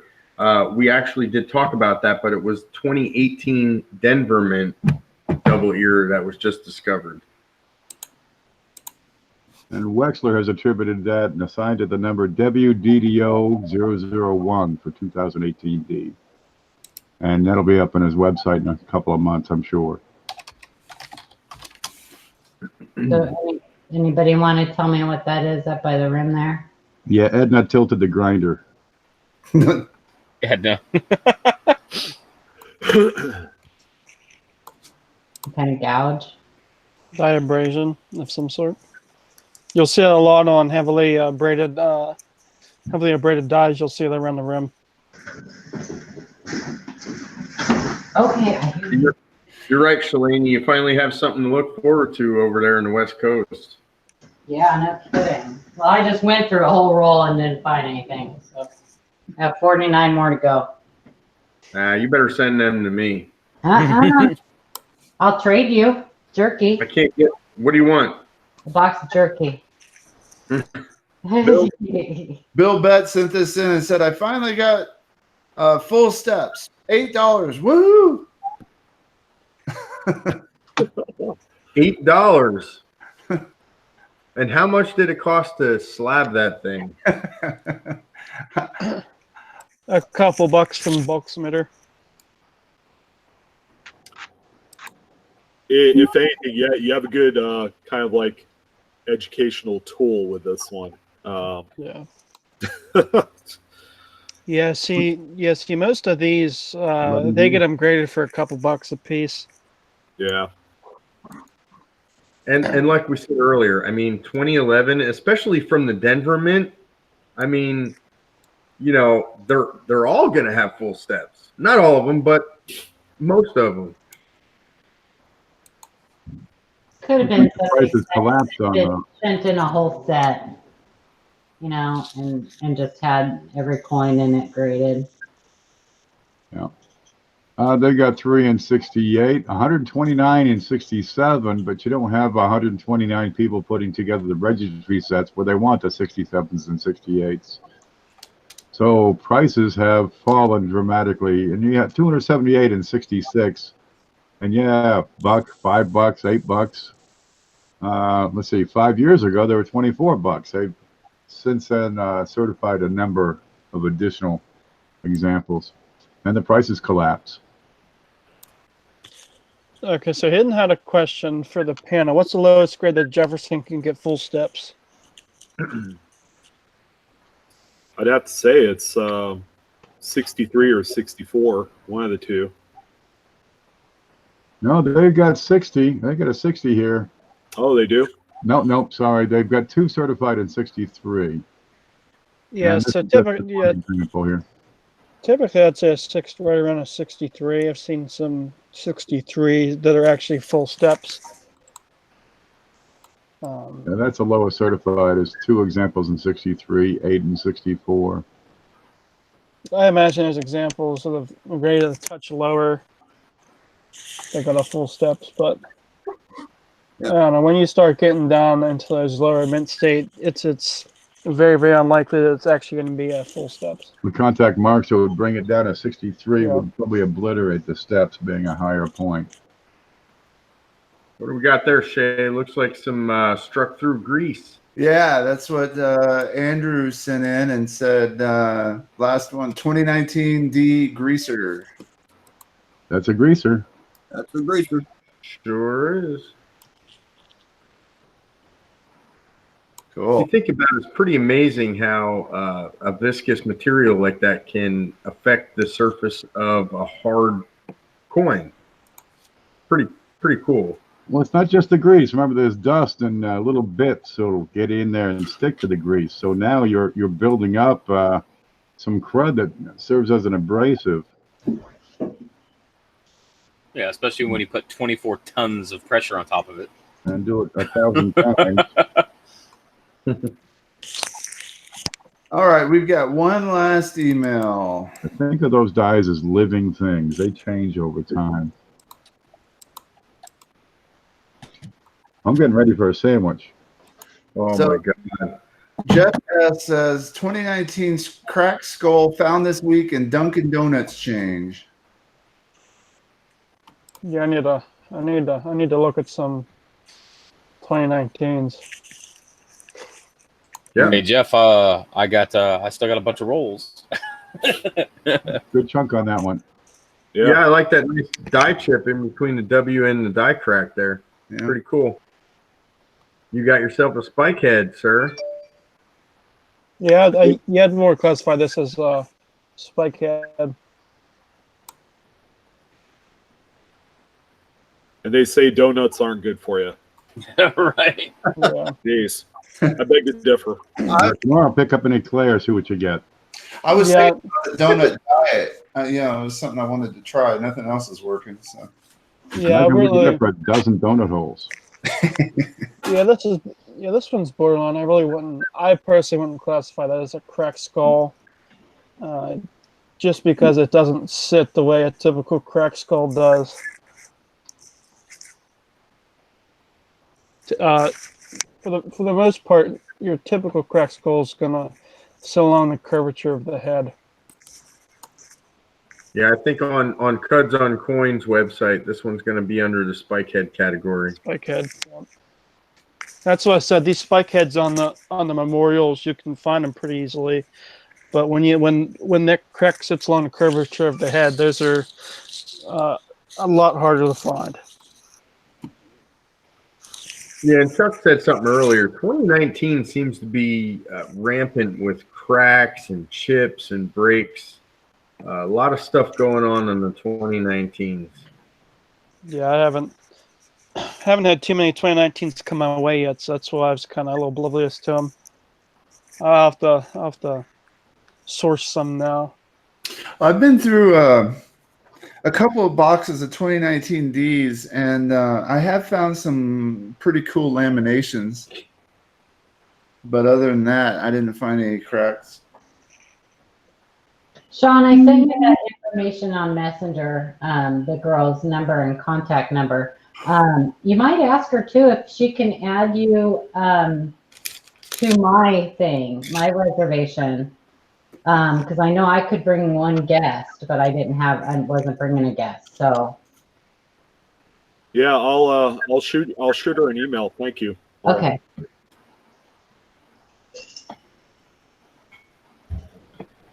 We all caught up? We are. We're all caught up.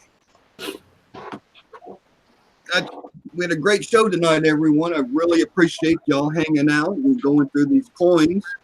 Look at Shay showing off now. But the big question I have was my camera off the whole time? Yep. Yep. Yeah. Not the whole time. You were on earlier. Way earlier. Goodness. All you got to do, you just looked up my logo the whole trip.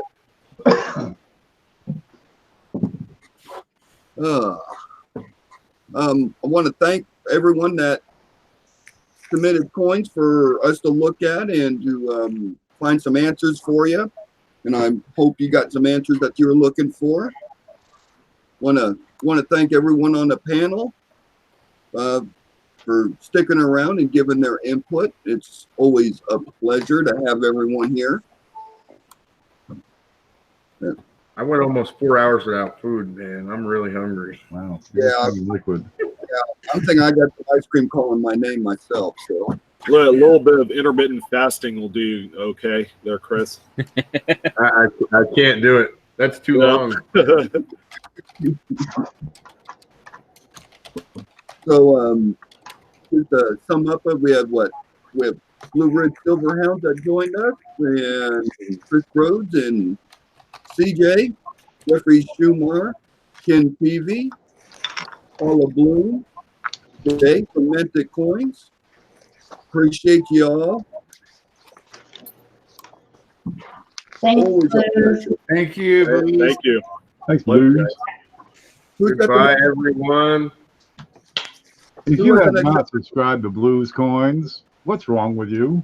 Hit that button right now. Yeah, for sure. Ken, are you doing the next one? Yeah, either me or Shay, because we got to switch over to the new device, Discord. Discord. Okay, Discord Is that it the is. new hosting service? Yeah, Discord. We tried it. It seemed to work just fine. Riser tried out this the other one. I don't know which one. StreamYard. StreamYard. Yeah, something like that. Dude, I don't know how to turn this computer on anymore. I can work the camera. I'm not a tech guy. Look, I do coins. See. If I did tech stuff, I'd have a job or something. Then I could buy more coins. Can we get together one day this week or something, Shay? A what? A Can we get together one day this week and do it? Can we do it this weekend, like Saturday? Saturday. yeah? Hey, Ken, Sweet. can I take next week? Okay. Yeah. Awesome. CJ. TJ, next week. Get yours. CJ, week. Print some stuff up we ain't seen before. Well, I'll get right on that. No pressure. Yeah, no pressure. No It's pressure cool. needed. I won't sleep for 3 days. That'll be the perfect opportunity for me to create something really outside the box. All right, Dude, make if it you're still talking about the box, you're not really thinking outside the box. There is no box. All right. Well, thanks everybody. Thanks, Sean, for hanging out with us. Yeah, thank you for having John me. Claggett, Bigfoot, Coin Dragon, Mike White, Trey's Treasures, Cindelicious. I didn't see you come in. He's been in. He's been here. All the pictures. Yeah. Bill Betts, John Claggett, Kevin Pfeiffer, Coin Searcher, Pocket Chain, Go to bed, Trey. Andrew. Way to go, guys. Coin lovers. Thank you. Yeah. Thank you for everyone in the chat that stuck around and took part in this learning experience. It's always great to see people here that's interested in learning more about coins with varieties and or errors.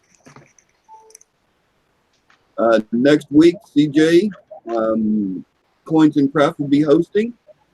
He'll most likely put a video out about that later and the information.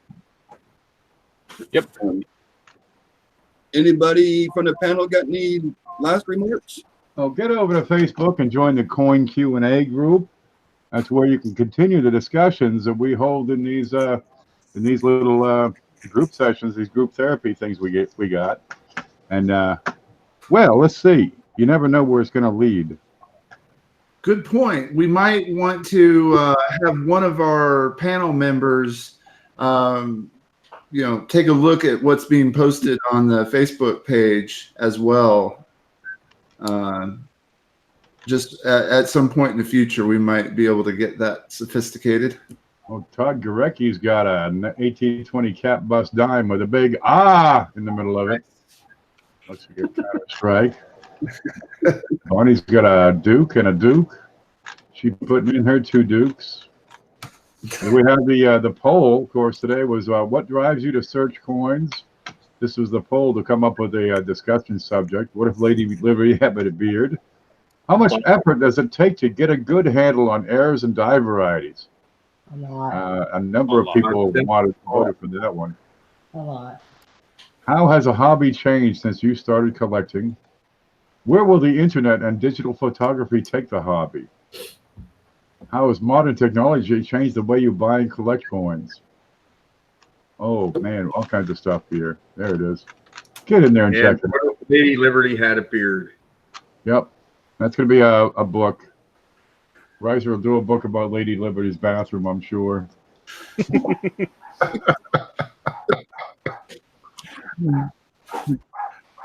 All right. Yeah, I can, Mike. Hang on. Are y'all sticking around? I'm just gonna post the coin Q&A link in chat real quick. Just make sure you answer the questions. Yep. When you go to join. Folks, I'm going to hit the kitchen there and see what's good. All right. Wish y'all a good night. All right. Stay safe and stay groovy, okay? Night. Good night, everybody. Good night, guys. You know, Jay, Sean, CJ, Night, Eric. Jeffrey. Good night. Thank you all very much for hanging out and giving your input on these wonderful coins we got to look at. So it's always a pleasure. Everyone in chat, thank you very much. I'll see y'all on YouTube here shortly, and on Facebook. So y'all take care. Y'all have fun. And BluesCoins is out.